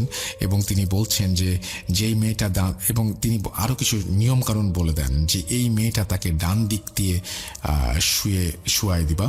এবং এই কথা বলার সাথে সাথে আমাদের ঘরের সেই সৌর বিদ্যুৎ বাতিগুলো একসাথে সব নিভে গেল, আর চারিদিকে দক্ষিণ দিক থেকে ভয়ঙ্কর আমাদের দক্ষিণ দিক থেকে ভয়ঙ্কর মর্মর শব্দ হতে লাগলো, যেন কিছু একটা পড়েছে। কিছু সময় পরে আবার সবকিছু স্বাভাবিক হয়ে গেল। ফাইনালি আল্লাহর অশেষ রহমতে সেই নরপিশাচ জিনটা চলে গেল। তারপরে খালু বলল যে বিপদ কিন্তু এখনো রয়ে গেছে। আমি বললাম কি বিপদ? খালু বলল ওর কথা দেয়া, কিন্তু ও কথা দিয়ে তো কথা রাখে না। এই নরপিশাচগুলো বেঈমান জাতির হয়। ও আবার আসতে পারে। শরীর বন্ধ করতে হবে এবং তাই ওকে গোসল টোসলও করতে হবে এবং কিছু কিছু সূরা টুরা পড়ে খালু তাকে মানে কিছু তিনি বলছেন যে খালু চলে যায় আর বলে যায় যে এগুলো জোগাড় করে রাখতে এবং সে ফোন দিয়ে আসবে, শারমিনকে গোসল দেবে। আমি তার কথা মতো সবকিছু জোগাড় করে 2 দিন পরে সে আসে, গোসল দেয়া হয়। তারপরেই এরপরেও এই সমস্যার সমাধান হয় নাই। তাই খুব বুক ভরা কষ্টের সাথে জানাতে হচ্ছে যে অজানা কোনো এক কারণে আমাদের মাঝে ডিভোর্স নামের একটা দেয়াল তৈরি হয়। তো ওই জায়গাটার যদি আমি বর্ণনা করতে যাই, জায়গাটার আশেপাশে এখন বাড়িঘর আছে, তখন তেমন কোনো বাড়িঘর ছিল না, একদম শুনশান একটা জায়গায় গোরস্থানটা ছিল। এবং ওই যে ইউনিয়নটার যে মেইন যে রাস্তাটা থাকে, ওই মেইন রাস্তার পাশেই ছিল ওই গোরস্থানটা। এবং গোরস্থানের পাশে তখন এখনো আছে, এবং তখনও একটা মাছের বড় একটা হ্যাচারি ছিল, এবং হ্যাচারির জন্য একটা থাকার জায়গা ছিল। ওই থাকার জায়গাটার দূরত্ব গোরস্থান থেকে 50 থেকে 60 হাত দূরে হয়তো হবে। তো ঘটনায় ফিরে যাই। ঘটনাটি যখন ঘটে একটা ভাইয়ের সাথে ঘটে, ওনাকে আমি মোটামুটি চিনি আর কি। তো উনি একদিন ওই যে ইউনিয়ন ছিলেন, ইউনিয়নে একটা বাজার ছিল, ওই বাজারের ওনার একটা দোকান ছিল। তো উনি দোকান শেষ করে প্রায় 10:30 কি 11টা নাগাদ উনি ওখান থেকে রওনা করেন। এবং ওনার ওই বাজার থেকে রওনা করলে ওনার বাসা পর্যন্ত প্রায় 2.5 থেকে 3 কিলোমিটার দূরত্ব হবে। ওই দূরত্বের মাঝামাঝি পর্যায়েই হচ্ছে ওই গোরস্থানটা পড়ে। তো উনি যখন আসতেছিলেন, তো আসার সময় উনি যখন গোরস্থানের সামনে, তখন উনি হঠাৎ করে খেয়াল করতেছেন যে অনেকগুলো লোক, অ্যাজ ইউজুয়াল গোরস্থানে যেভাবে মানে মানুষকে মাটি দিতে আসলে অনেক লোক থাকে, বা ভিতরের লোক থাকে, বাইরের লোক থাকে, ওইরকম একটা পরিবেশ।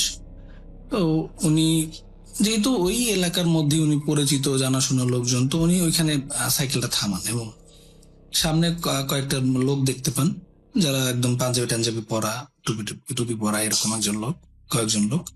তো উনি চিনেন না লোকগুলোকে, কিন্তু উনি সাইকেল থামানোর পরে উনি জিজ্ঞেস করেন যে ভাই কে মারা গেছে। তো ওই লোকগুলো একটা লোকের নাম বলে, যে লোককে উনি চিনেন, কিন্তু অত ভালোভাবে চিনেন না, বা ওনার কাছাকাছিও না, কিন্তু ওই যে এলাকা, ওই এলাকারই লোক উনি। তো উনি যেহেতু ওনাকে মানে মুখের চেনা চিনতেন, তো উনি এই জন্য একটু আফসোস করেন এবং চিন্তা করেন যে ঠিক আছে, যেহেতু লোকটা মারা গেছেন, আমি তাহলে থামি, একটু মাটি দিয়ে লোকটাকে যাই। তো উনি জিজ্ঞেস করেন যে জানাজা হয়েছে কিনা। তো বলল যে হ্যাঁ, জানাজা হয়ে গেছে, এখন মাটি দিচ্ছে।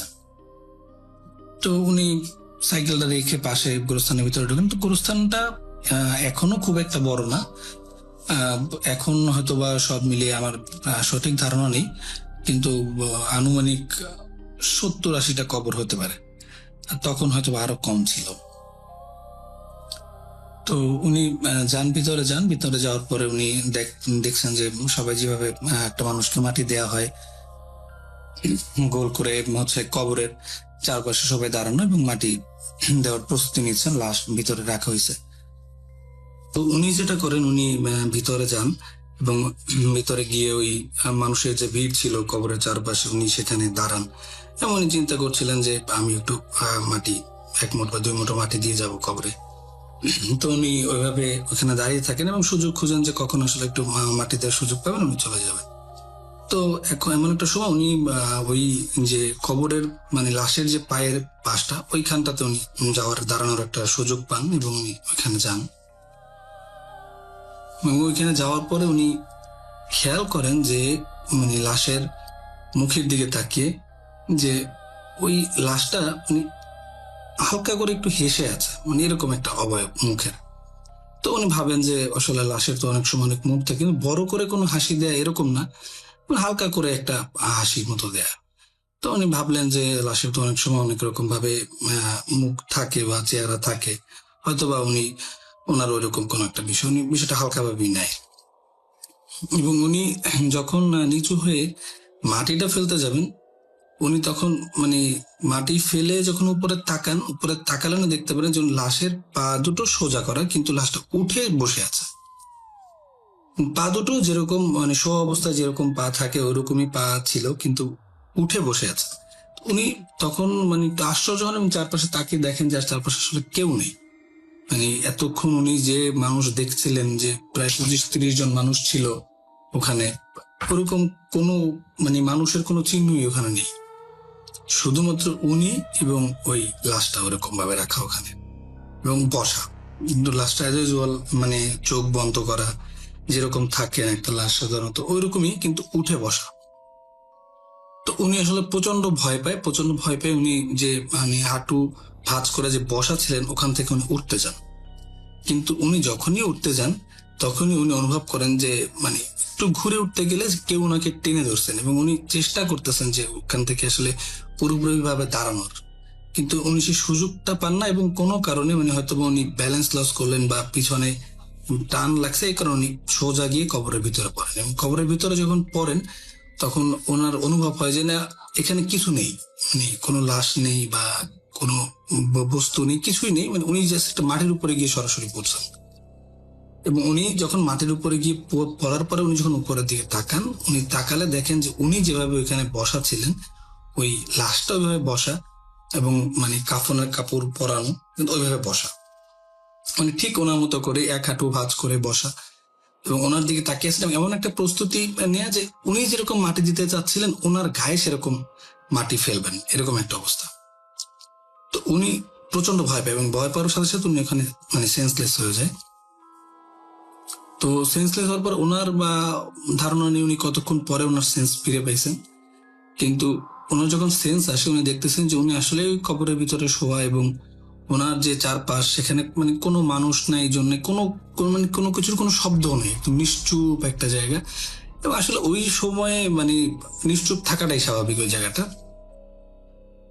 কিন্তু উনি যখন উনি মানে বেহুশ হন, তার আগে যে উনি যত মানুষের কোলাহল বা মানুষ ছিলেন বা লাশের যে ঘটনাটা ছিল, ওরকম কোনো ঘটনা উনি আসলে পরবর্তীতে যখন ওনার জ্ঞান ফেরেন তখন কোনো কিছুই দেখতে পান না। তো উনি স্বাভাবিকভাবেই মানে ওখান থেকে উঠে আসেন। তো আমরা তো সবাই জানি একটা কবরের মানে মানে গভীরতাটা কতটুকু হয়।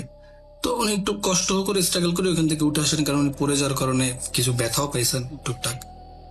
তো উনি উঠে আসার পরে মানে ওনার কাছে মনে হচ্ছে যে মানে রাস্তাটা হচ্ছে বাম দিকে, কিন্তু আসলে মানে যে রাস্তাটা মানে আমরা যখন মানে কেউ যখন ওই মেন রাস্তা থেকে যায়, তো কবরটা হচ্ছে গিয়ে হাতের বাম দিকে পড়ে আর কি। যদি মানে ওই বাজারের দিক থেকে আসতে যায় তাহলে হচ্ছে বাম দিকে পড়ে হাতে।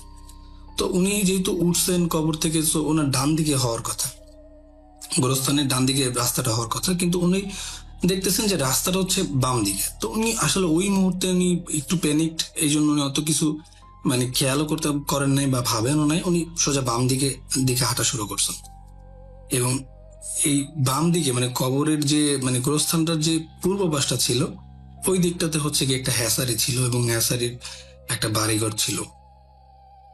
কিন্তু উনি 2-3 পা হাঁটার পর ওনার কাছে মনে হলো যে আসলে এই দিকে তো রাস্তা না, রাস্তাটা তো ওই দিকে, আর ওইদিকে একটু ঢালু, মানে ঢালুর পরে হচ্ছে ক্ষেত, ধান ক্ষেতটা পার হয়ে হচ্ছে গিয়ে যেতে হয় ওই হ্যাসারির দিকে।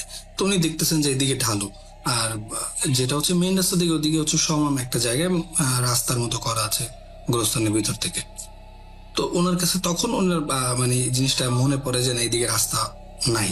তো উনি যখন ঘুরতে যান ডান দিকে, যে উনি ডান দিকে যাবেন রাস্তা দিকে, তখন ডান দিকে দেখতেছেন যে ওই গোরস্থানের মধ্যে যে রাস্তা রাস্তা করা থাকে, ওই রাস্তার উপরে খাটিয়ার মধ্যে একটা লাশ রাখা, এবং পাশে অনেক মানুষজন। কিন্তু আসলে সবাই সাদা জুব্বা পরা না, মানে কেউ কেউ সাদা পাঞ্জাবি পরা, কেউ হুজুরদের মতো এরকম পা পর্যন্ত জুব্বা পরা, কেউ নর্মাল মানুষও আছেন। তো উনি এবার আসলে একটু ভয় পান যে গতবারে উনি সেম জিনিসটা দেখছেন, কিন্তু দেখার পরে ঘটনা ঘটলো উল্টো, তাহলে এবারও হয়তো বা কোনো মানে আসলে উল্টো কিছুই ঘটবে। তো উনি ভয় পান, এবং ভয় পাওয়ার পর উনি চিন্তা করেন যে আসলে তাহলে আমি ওই যে হ্যাচারি আছে হ্যাচারির দিকে আমি চলে যাব, কারণ হ্যাচারির মধ্যে 2-3 জন মানুষ থাকে, এটা সবাই জানতো, যে যারা পাহারা দেয় আর কি। তো উনি নামলেন এবং নেমে আসলে হ্যাসারির দিকে যাচ্ছেন, কিন্তু আসলে ওনাকে যে হ্যাসারির দিকে পাঠানো হচ্ছে বা হ্যাসারির দিকে যাওয়ার জন্য ওনাকে ইনফ্লুয়েন্স করা হচ্ছে, এটা আসলে উনি তখন বুঝতে পারে নাই। তো উনি হচ্ছে গিয়ে ওই ঢাল থেকে নেমে যে ধান ক্ষেত আছে, ধান ক্ষেত তখন ধান ছিল না, তো ওই ক্ষেত পার হয়ে উনি হ্যাসারির দিকে উঠতে হলে হ্যাসারিতে উঠতে আবার একটু উঁচু জায়গা আছে। তো উনি ওই উঁচু জায়গাটাতে উঠে মানে পুকুরের যে পার হয় আর কি, পাড়টাতে ওঠার পরে উনি যখন গোরস্থানের দিকে তাকান, তো উনি দেখতে পান যে ওনার আসলে ওই যে মানুষগুলো ওরকমই আছেন, মানে আসলে ওনার দিকে তাকিয়ে আছেন বা ওনাকে দেখছেন কিনা এটা ওনার পক্ষে ওই দূর থেকে 25-30 হাত দূর থেকে বোঝা সম্ভব না। কিন্তু উনি বুঝতে পারছেন যে এখনো ওই যে মানুষগুলো ছিল বা যে সিচুয়েশনটা যেরকম ছিল তখন এখনো ওইরকমই আছে। তো উনি এরপর হ্যাসারির বাসার দিকে চলে যান, এবং ওইখানে গিয়ে দেখতে পারেন যে না, ওইখানে আজকে একটা লোক আছে, এবং ওই একটা লোক ওখানে ঘুমাচ্ছে। তো উনি ডাকেন, ডাকার পরে তো ওনাকে বলেন যে ওই ভিতর থেকে আওয়াজ আসে যে কে। তো উনি ওনার পরিচয় দেন যে আমি অমুক, আমি একটু আসছি এখানে। তো উনি জিজ্ঞেস করেন ভিতর থেকে দরজা না খুলে যে কেন আসছেন, কি কারণে এত রাত্রে এখানে আসছেন। তো উনি বলে যে আসলে আমি একটু ভয় পেয়েছি, আমি এখান থেকে যাচ্ছিলাম তাই আমি আসছি। তো ওই লোকটা ভিতর থেকে দরজা খুলে, তো ওনাকে মোটামুটি যেহেতু ছোট একটা মানে এরিয়ার মানে ইউনিয়ন ছিল, ইউনিয়নের মধ্যে ছোট 2টা গ্রাম, তো সবাই মোটামুটি আর কি মুখ পরিচিত, আর যেহেতু ওনার বাজারে একটা দোকান ছিল, তো টুকটাক সবাই চিনত ওনাকে।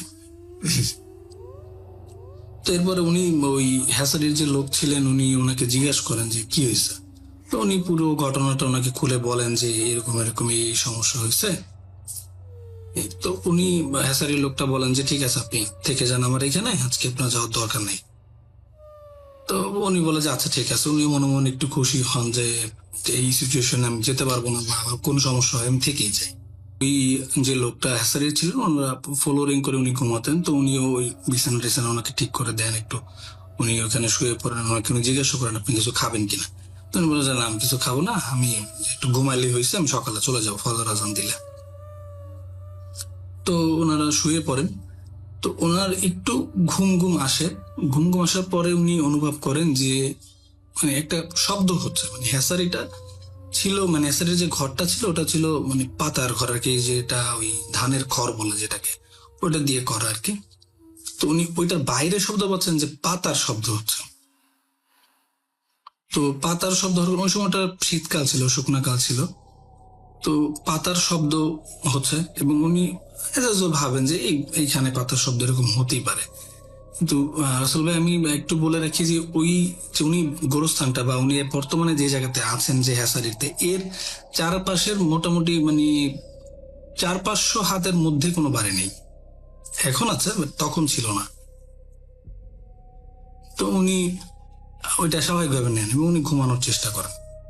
কিন্তু উনি ওই শব্দটা হচ্ছে গিয়ে আস্তে আস্তে এমন একটা শব্দ পান যে কোনো একটা মানে লোহার সাথে লোহা লাগছে এরকম একটা শব্দ, মানে লোহার সাথে লোহা ছোট ছোট ভাবে বাড়ি খাচ্ছে এরকম একটা শব্দ হচ্ছে। তো উনি উঠে বসেন এবং উঠে বসার পর উনি তাকে দেখেন যে ওনার পাশে যে লোকটা আসলে শোয়া ছিল উনি নাই। তো উনি এটাকেও নরম ভাবে নেন, কারণ ওনারা যেহেতু পাহারাদার সবসময় মানে মাঝে মধ্যে উঠে উঠে পাহারা দিবে, এটাই তো স্বাভাবিক।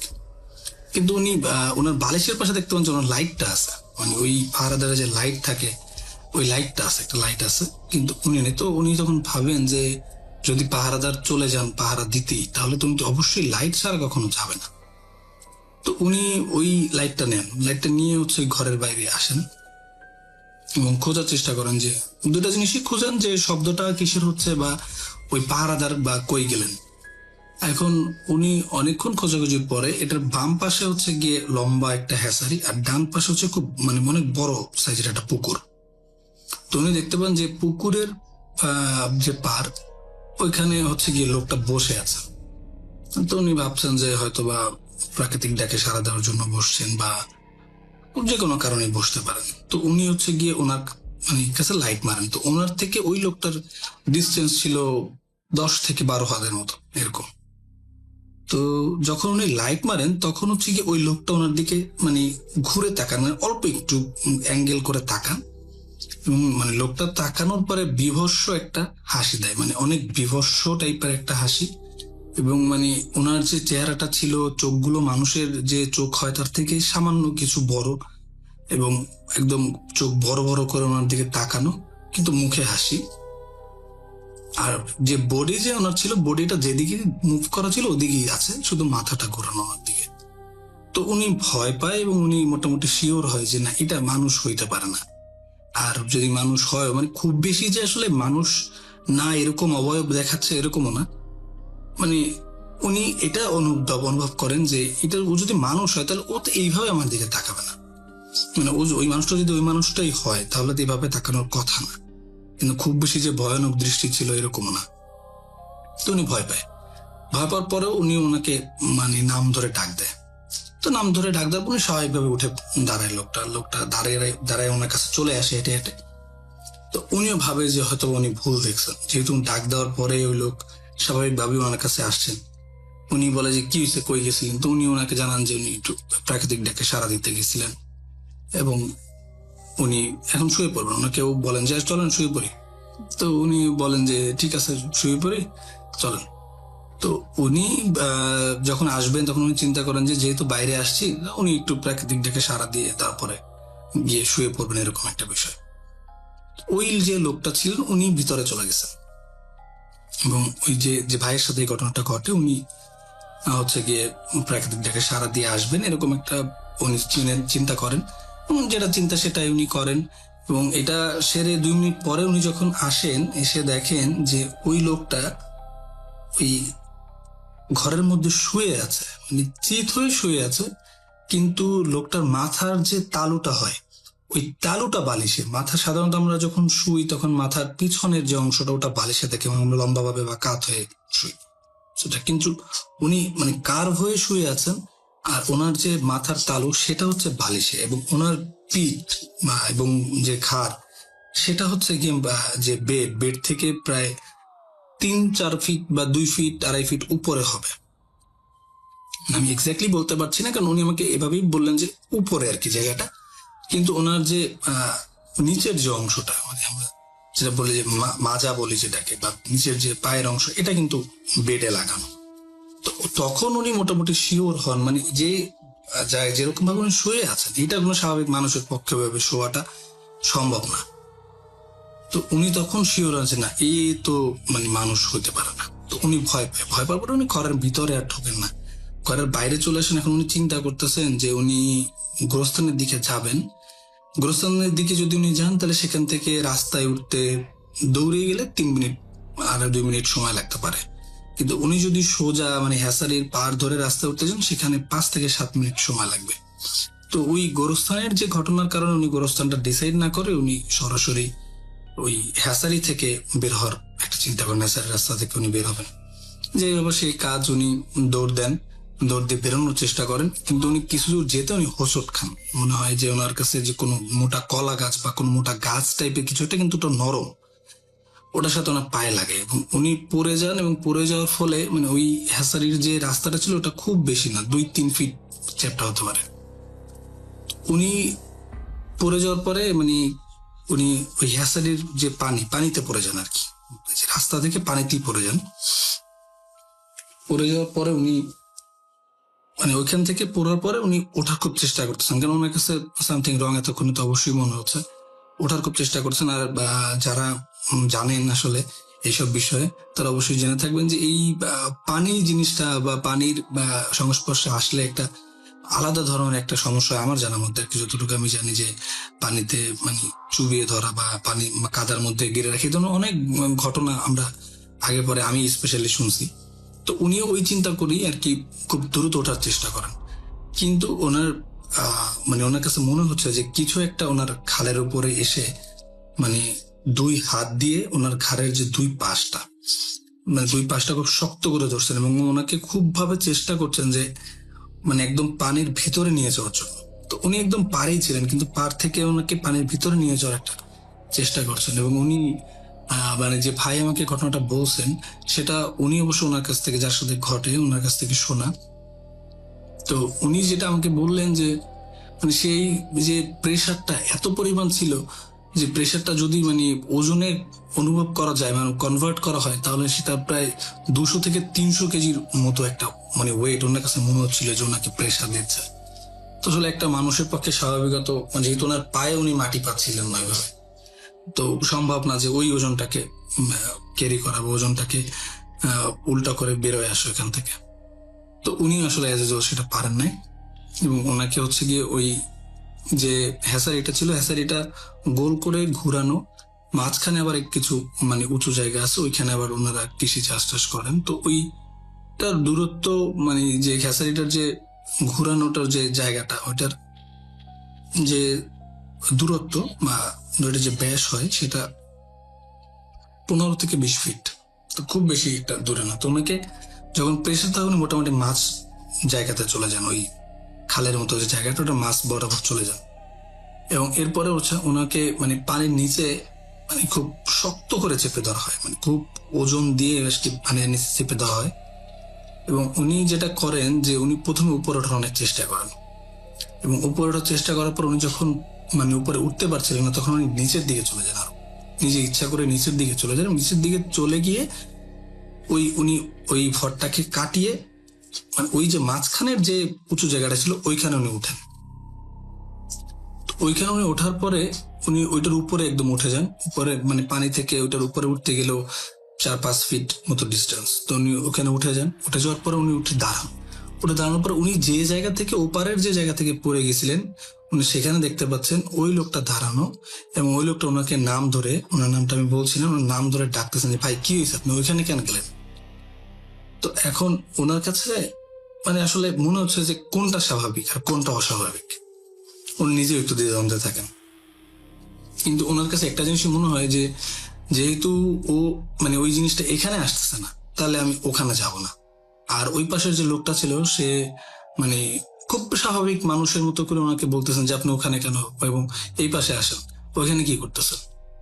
আপনি এত রাত্রে এখানে কেন গেছেন? এবং উনি যখন মানে আসতে রিফিউজ করেন ওনাকে, যেন উনি যাবেন, উনি এনে থাকবে, তখন ওই লোকটার একটু ধমকের সুর ওনারা বলেন যে আপনি কি চুরি টুরি করতে আসছেন নাকি, আপনি ওখানে থাকবেন কেন, বা আপনি ওখানে যাবেন কেন? তো এটা যদি মালিক দেখে তাহলে তো আমার সমস্যা, অথবা আপনি যদি কিছু চুরি করে নিয়ে যান, আমি কি সারা রাত আপনার জন্য এখানে বসে থাকবো, পাহারা দিব আপনাকে? তো ওনাকে বিভিন্ন কথা বলে এবং ওনার কাছে ওনার কথা শুনে মনে হয় যে না, এইটা তো স্বাভাবিক মানুষ। কিন্তু ওনার কাছে এটাও ভয় লাগছিল যে উনি ওইখান থেকে আসলে আবার মানে সাঁতার কেটে পার হয়ে পারে আসবেন, এটা ওনার কাছে ভয় লাগছিল। তো উনি গ্রামগঞ্জে আসলে একটা কথা প্রচলিত আছে যে জিন বা ভূত, যেটাকে বলে, ভূত বলতে তো আসলে কিছু নাই, জিন, জিনকেই মানুষ বিভিন্ন রূপে দেখে ভূত বা বিভিন্ন কিছু বলে থাকেন। তো এরা হচ্ছে গিয়ে বইটা ভয় পায়, মানে নৌকার যে বইটা থাকে এটা অনেক ভয় পায়। তো উনি ওই জিনিসটাকে মাথায় রেখে ওনাকে বলেন যে আচ্ছা, আপনাদের ওই পাশে একটা নৌকা আছে, তো ওই নৌকাটা হচ্ছে আমার এই পারে পাঠায় দেন, নৌকাটা ধাক্কা দেন, তাহলে আমি নৌকায় করে আসবো, আমি পানিতে নামবো না। তো ওই লোকটা ওনাকে বলে যে আপনি তো ভিজাই আছেন, এখন আমি আবার নৌকাটা কষ্ট করে পাঠাবো, আপনি সাঁতার দিয়ে চলে আসেন, এখানে তো 2 মিনিট লাগবে না, আসেন। তো উনি বলেন না, আমি সাঁতার দিয়ে যাব না, আপনি নৌকা পাঠান, নৌকা পাঠাইলে আমি যাবো, নাইলে আমি এখানে থাকবো আজকে। তো উনিও মোটামুটি একটা কনফিডেন্স চলে আসে যে মানে ভূত হোক বা জিন হোক বা যাই হোক, ও এখানে আসতে পারবে না। তো আসলে যেহেতু ভূত বলতে কিছু নাই, সো আমি জিন বলেই বলছি বিষয়টা।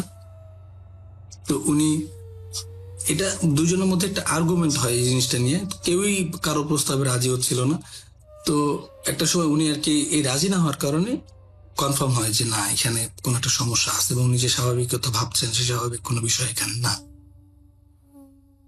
তো এরপরে উনি চিন্তা করেন আমি এখানেই থাকবো। কিন্তু কিছুক্ষণ পরে ওই অপর পাশে যে লোকটা ছিলেন উনি হচ্ছে নৌকাটা ওনার দিকে ঠেলে দেন, এবং তখন উনি মোটামুটি কনফার্ম হন যে না, নৌকা যেহেতু ঠেলে দিয়েছেন তাহলে সমস্যা নাই, এবং উনি ওই নৌকায় উঠেন এবং নৌকা নিয়ে পারে চলে আসেন এবং ওই লোকটার সাথে ওই পর্যন্ত, আবার ওনার যে ঘর পর্যন্ত, ওই পর্যন্ত যাওয়ার জন্য হাঁটছেন। তো হাঁটতে হাঁটতে উনি ঘর পর্যন্ত চলে যান, কিন্তু ঘর পর্যন্ত উনি যখন যান, উনি আগে ঘরের মধ্যে ঢোকার পরে উনি দেখতেছেন যে ওই সেম লোকটা ঘরে শোয়া, আর যে ওনার সাথে যে লোকটা আসছেন সে হচ্ছে ঘর থেকে 3-4 পা পিছনে দাঁড়ায় আছে। একটা লোক ঘুমোচ্ছে, একটা লোক দাঁড়ায় আছে, আর উনি ঠিক ঘরের মধ্যে মানে দরজা থেকে ঢুকে 1 পা দিয়ে দাঁড়ানো। এখন উনি একবার ওনার দিকে তাকাচ্ছেন, উনি একবার বাইরের দিকেও তাকাচ্ছেন যে আসলে ওনার সাথে কি হচ্ছে। এবং ওই বাইরের যে লোকটা ছিলেন সে এমন মানে বিদঘুটে ভাবে মানে ওনার দিকে তাকিয়ে মানে কান্না করে দেয়, মানে এমন বিদঘুটে ভাবে মানে কাঁদে যে এই মানে ওনার ভাষ্য অনুযায়ী যে এরকম বিদঘুটে কান্না বা বিদঘুটে চিৎকার উনি কখনো শোনেন নাই। এবং সাথে সাথে ওনার ওই যে লোকটা ঘরের মধ্যে ঘুমাচ্ছিলেন উনিও এটা শুনতে পান এবং উনি উঠে যান, এবং উনি উঠে এসে ওনাকে বলেন যে ভাই কি হয়েছে, কি হয়েছে, আপনি কাঁদতেছেন কেন? তো উনি বলছেন না ভাই, আমি তো কাঁদতেছি না, কাঁদতেছে ওই লোক। তো ওই লোক বলে উনি ওনাকে দেখানোর চেষ্টা করেন যে বাইরে একটা লোক আছে, সে কাঁদতেছে।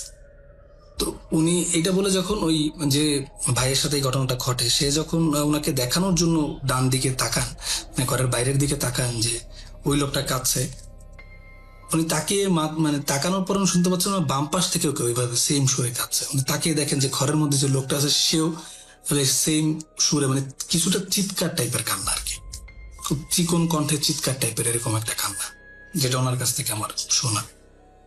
তো উনি তখন মানে আসলে এই দৃশ্য দেখার পরে উনি বুঝতে পারেন না যে আসলে কি করছে ওনার সাথে, উনি সেন্সে আর থাকতেও পারেন, উনি সেন্সলেস হয়ে যায়। সেন্সলেস হওয়ার পরে উনি এই যে যে কবরস্থানের যে ঘটনাটা, কবরস্থান থেকে কিছু দূরে মানে ধরেন আপনার যদি ফিট অনুযায়ী কনভার্ট করা হয় তাহলে 700 থেকে 800 ফিট দূরে মানে একটা ছোটখাটো একটা বাজার আছে, এবং বাজারের ওখানে একটা মসজিদ আছে, একটা মানে স্কুলের মতো আছে। তো ওই এলাকার যারা মুসল্লি আছে তারা সাধারণত ফজরের আজান দিলে ওই মসজিদে এসেই নামাজ পড়েন। তো যখন মানে ওনার সেন্স আসে তখন উনি দেখেন যে উনি মসজিদের সামনে একটা মানে মসজিদের সামনের যে রাস্তা ছিল ওইখানে উনি মসজিদের যে দেয়াল ছিল, ওখানে হেলান দিয়ে বসে এবং ওনার চারপাশে অনেক মানুষজন। তো ওইখানে ওনার একটা কাকা নাম, মানে কাকা হয় সম্পর্কে এরকম একটা মানুষ ছিলেন। তো উনি ওনাকেই ফার্স্ট জিজ্ঞেস করেন যে কাকা আমি এখানে কেন? তখন কাকা ওনার পাল্টা প্রশ্ন করে, তুমি আসলে ওইখানে কি করতেছিলা? তো উনি বলে যে কাকা আপনি আমাকে কোথায় পাইছেন? তো উনি যেটা বলেন যে ওনারা দেখতেছেন যে ওই কবরস্থানের সামনে, কবরস্থানের ঠিক গেটটার সামনে, মানে একটা ছোট লোহার গেট ছিল তখন, এখন বড় একটা গেট আছে। ওই গেটের সামনে উনি এই হেলান দিয়ে গেটের সামনে মানে বসে আছেন। উনি বসা, কিন্তু হেলান দিয়ে বসা, আর ওনার সাইকেলটাও পাশে রাখা। তো এরকম ভাবে হচ্ছে ওনাকে পান। তো ফজরের নামাজ যখন ওনারা পড়তে আসেন তখন ওনাকে ভাবে দেখেন, দেখার পর ওনাকে মসজিদের এখানে নিয়ে আসা হয় এবং ওনাকে যখন ডাকা হয় উনি কিন্তু তখন নিজেই উঠে দাঁড়াইছেন এবং ওনাদের সাথে মানে হেঁটে হেঁটে এখানে আসছেন। এখানে এসে আবার এভাবে বসে পড়ছেন, কিন্তু ওনার আসলে এক্স্যাক্টলি মানে ওই ঘটনা মনে নেই, বা ওই উনি যে হেঁটে আসছেন বা ওনাকে কেউ ডাকছেন এগুলো ওনার মনে নেই। তো এরপরে উনি বাসায় যান। বাসায় যাওয়ার পরে উনি 3-4-5 দিন স্বাভাবিক জীবনযাপন করেন এবং দোকান করেন, সবকিছু স্বাভাবিক চলতেছিল। কিন্তু উনি যখন একদিন ওনার বাসায় মানে খাওয়া দাওয়া করার পরে, উনি ওনার বাসার সামনে একটা খাল ছিল, খাওয়া দাওয়া করার পরে উনি ওই একটু বাইরে এসে দাঁড়ায়, যে তখন হালকা শীতকাল, তো বাইরে এসে উনি দাঁড়ান, মানে অতটাও বাইরে না, ঘর থেকে অল্প একটু সামনে এসে উনি দাঁড়াইছেন যে উনি এরপরে গিয়ে শুয়ে পড়বেন এরকম একটা প্রিপারেশন ছিল ওনার। তো উনি দেখতে পান যে খালের পারে কেউ একজন বসা। ওই যে উনি যেভাবে আসলে ওই ঘটনার দিন মানে ওই অবয়ব গুলোকে বা জিন গুলোকে যেভাবে বসে থাকতে দেখছেন, ওই সেম প্যাটার্ন বা সেম স্টাইলে বসা। এবং উনি এক নজরে দেখেই বুঝে ফেলেন যে এই যে বসার স্টাইল বা এই যে বসে আছেন এইটা এখানে সামথিং, আমি ঘরে চলে যাব। তো উনি জাস্ট ঘুরে মোটামুটি দৌড় দেওয়ার মতোই ঘরে যেতে চান, মানে যাওয়ার উদ্দেশ্যে রওনা করেন, কিন্তু ওনাকে পিছন থেকে ওনাকে মানে ওনার নাম ধরে ডাক দেওয়া হয়, একদম খুব মানে জোর গলায় নাম ধরে ডাক দেওয়া হয়। এত জোর গলায় মানে এত কনফিডেন্টলি একটা জোর গলায় ডাক দেওয়া হয়। তো উনি মনে করেন যে ওনার পরিচিত কেউ, উনি দাঁড়ান, কিন্তু উনি মানে ঘরের দিকেও যাচ্ছেন না ওই দিকেও আগাচ্ছেন না, দাঁড়ায় জিজ্ঞেস করেন কে? কে জিজ্ঞেস করার পরে ওইখান থেকে মানে আসলে একটা মানে কথাই আসে যে তুই, তোর ওই সময়টা ভালো ছিল না, তুই ভুল একটা সময় মানে আমাদের সামনে আসছিস, এমন সময় তোর আসাটা উচিত হয় নাই। তো এটা উনি শুনেন, শোনার পরে ওনার কাছে ভয় লাগে এবং উনি চলে যান। মানে পরের দিন মানে উনি খুব অসুস্থ হয়ে পড়েন, মানে প্রচন্ড অসুস্থ, এবং ওনার জ্বর আসে। জ্বর আসার সাথে সাথে যেটা হয় যে ওনার হাত পায়ের যে অংশগুলো, যেমন মার্সেল গুলো, এগুলো ফুলে যায় অনেকটা, এবং ওনার নাড়াতে খুব কষ্ট হচ্ছিল। তো ওই যুগে আসলে ওই সময়কার মানে ডাক্তার মানুষ, আসলে গ্রামের মানুষ সহজে ডাক্তার দেখাতে চাইতো না, বিভিন্ন রিজন দাঁড় করাইতো যে বাতে ধরছে বা এই হয়েছে সে হয়েছে, জ্বর আসছে এই জন্য এরকম হচ্ছে, এরকম। মানে এখন মানুষ যতটা সচেতন, তখন অতটা সচেতন তো মানুষ ছিল না। তো ওনার বেলায় সবাই একই রকম বলে এবং উনিও সেটাই মানে, সেটাই বিলিভ করে যে না জ্বর আসছে এই জন্য এরকম।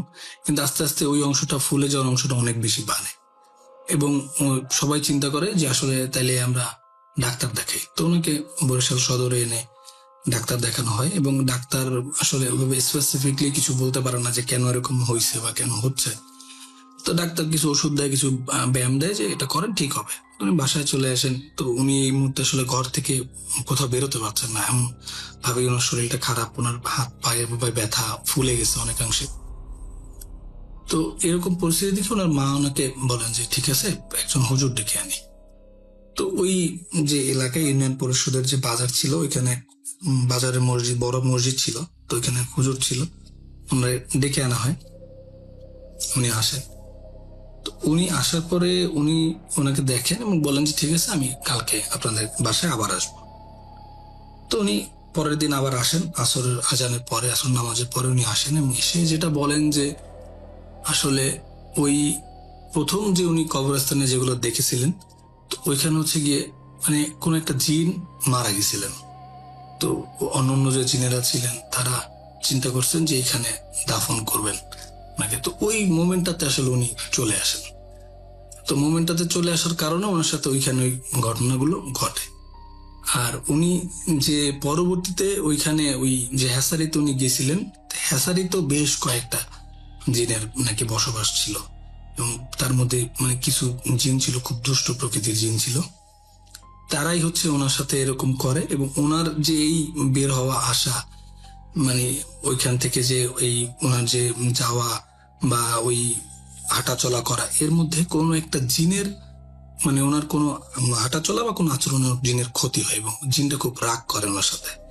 রাগ করার পরে পরবর্তীকালে যে মানে লাস্ট মোমেন্টে যে ঘটনাগুলো ঘটে, এগুলো ওই জিনের কারণে। এবং উনির যে আজকে যে সমস্যা, এই সমস্যাটা মানে সলভ করা নাকি সম্ভব না। আর ওই যে জিন আছে, জিনটা ওনার সাথে আসলে ভর করে নেই, কিন্তু এই জিনটা ওনার ক্ষতি করবে, মানে যা ক্ষতি করার অলরেডি করে ফেলছে।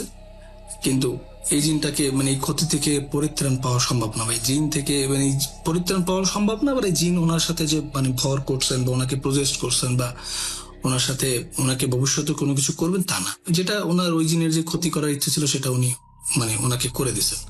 কিন্তু এই যে ওনার যে শারীরিক যে ক্ষতি, এটা থেকে উনি কোনোদিন মানে মুক্তি পাওয়া সম্ভব না। তো এরপরে আমি আসলে যে ভাইয়ের কাছ থেকে ঘটনাটা আমার শোনা, আর যে তার কাছ থেকে আমি ভাইয়ের নাম জানি, এবং ওই ভাইকে আমি চিনি, মানে চিনি বলতে গিয়ে আসলে উনি তো আমার জন্মের আগে থেকেই প্যারালাইজ, তাহলে মানে গল্প বা ঘটনা অনুসারে। তো এই জন্য ওনার নাম আমি জানি, কিন্তু ওনাকে আমি ওইভাবে কখনো আসলে দেখিনি, উনি ঘর থেকে বেরোতে পারেন না। তো আমি আসলে চিন্তা করেছি আমি ওনার সাথে গিয়ে দেখা করব, এবং আমি আমার যার যে ভাইয়ের মাধ্যমে আমার ঘটনাটা শোনা, আমি ওনার কাছ থেকেই ওনাকেই রিকোয়েস্ট করে যে ভাই চলেন ওনাকে একটু দেখে আসি। তো ওই যার কাছ থেকে আমি ঘটনা শুনছি, তার বাসা হচ্ছে ওনার বাসার দুইটা বাসা পরে। তো উনি আমাকে একদিন নিয়ে যায় এবং ওনার সাথে যাই, আমি কথা টথা বলি। কিন্তু ওই যে ভাই আসলে যার বে ভাইয়ের সাথে ঘটনাটা ঘটে, উনি বুঝে ফেলেন যে আমি এই ঘটনাটা জানি বা জেনেই আমি ওনার সাথে দেখা করতে আসছি, কারণ অ্যাজ ইউজুয়াল উনি আমাকে চিনেন না, আর উনি আমার নামও হয়তো বা কখনো শুনেন নাই। আমি ওনার নাম আগে এক দুইবার হয়তো বা কোনো কারণে শুনছিলাম, কিন্তু ওনাকে আমি কখনো দেখি নাই। তো উনি এই জন্য বুঝে ফেলেন। তো উনি আমাকে জিজ্ঞেস করেন যে তুমি কি ঘটনা শুনে কিছু শুনছো তুমি? আমি বললাম না তো ভাই। বললাম মিথ্যা কথা কেন বলছো, তুমি তো শুনছো। ওই যে আমাকে ঘটনাটা বলছেন ওর নাম হচ্ছে রাসেল। তো উনি বলেন যে রাসেলের কাছ থেকে কি তুমি শুনছো ঘটনা, কিছু শুনছো? আমি বললাম যে হ্যাঁ ভাই আমি শুনছি। বলে যা শুনছো এগুলো নিয়ে মাথা ঘামানোর দরকার নাই, আর এগুলা কারোর সাথে এভাবে বলারও দরকার নাই। তুমি দেখতে আসছো, আমি খুশি হয়েছি, কিন্তু এগুলো নিয়ে কারো কিছু বলার দরকার। তাই আমাকে একটা প্রশ্ন করে যে ভাই আপনি কি পরবর্তীতে অন্য কোনো হুজুরকে দেখাইছিলেন বা অন্য কোনো চিকিৎসা বা ডাক্তারি চিকিৎসা নেওয়ার চেষ্টা করছিলেন? তো উনি বলেন যে হ্যাঁ উনি ডাক্তারি চিকিৎসা অনেক নেওয়ার চেষ্টা করছেন, অনেক থেরাপি, ইলেকট্রিক হিট ওনাকে দেওয়া হয়েছে, বাট এটা আসলে কোনো সলভ হয় না। ওনার মাংসগুলো আমি নিজেও দেখছি অনেক মানে স্বাভাবিক একটা মানুষের পায়ের মার্সেল গুলো যেরকম থাকে তার থেকে 3 থেকে 4 গুণ মানে ফোলা পায়ের। এবং মানে পায়ের যে মানে মাংসগুলো বা হাতের যে মাংসগুলো, এগুলো হচ্ছে মানে মনে হচ্ছে যে জামা কাপড় একটু মোছালে যেরকম জামা কাপড়ের মতো অতটাও না, বাট হালকা একটু মানে মনে হচ্ছে বাঁকানো, হয়তো বা ওনার ফুলে যাওয়ার কারণে একটু মোচড়ানো টাইপের হতে পারে। তো উনি অনেক হুজুরও পরবর্তীতে দেখাইছেন, কিন্তু সব হুজুররা একই ধরনের কথা বলছেন যে আসলে তোমাকে আর কখনো ক্ষতিও করবে না, কিছুই করবে না, কিন্তু তোমার যা ক্ষতি করার করে ফেলছে, কিন্তু এটা দিয়ে তুমি কখনো আর পরিত্রাণ পাবে না। যাই হোক, এই ছিল ঘটনা। সবাই ওই ভাইয়ের জন্য দোয়া করবেন। আমার জানা মতে উনি এখনো বেঁচে আছেন।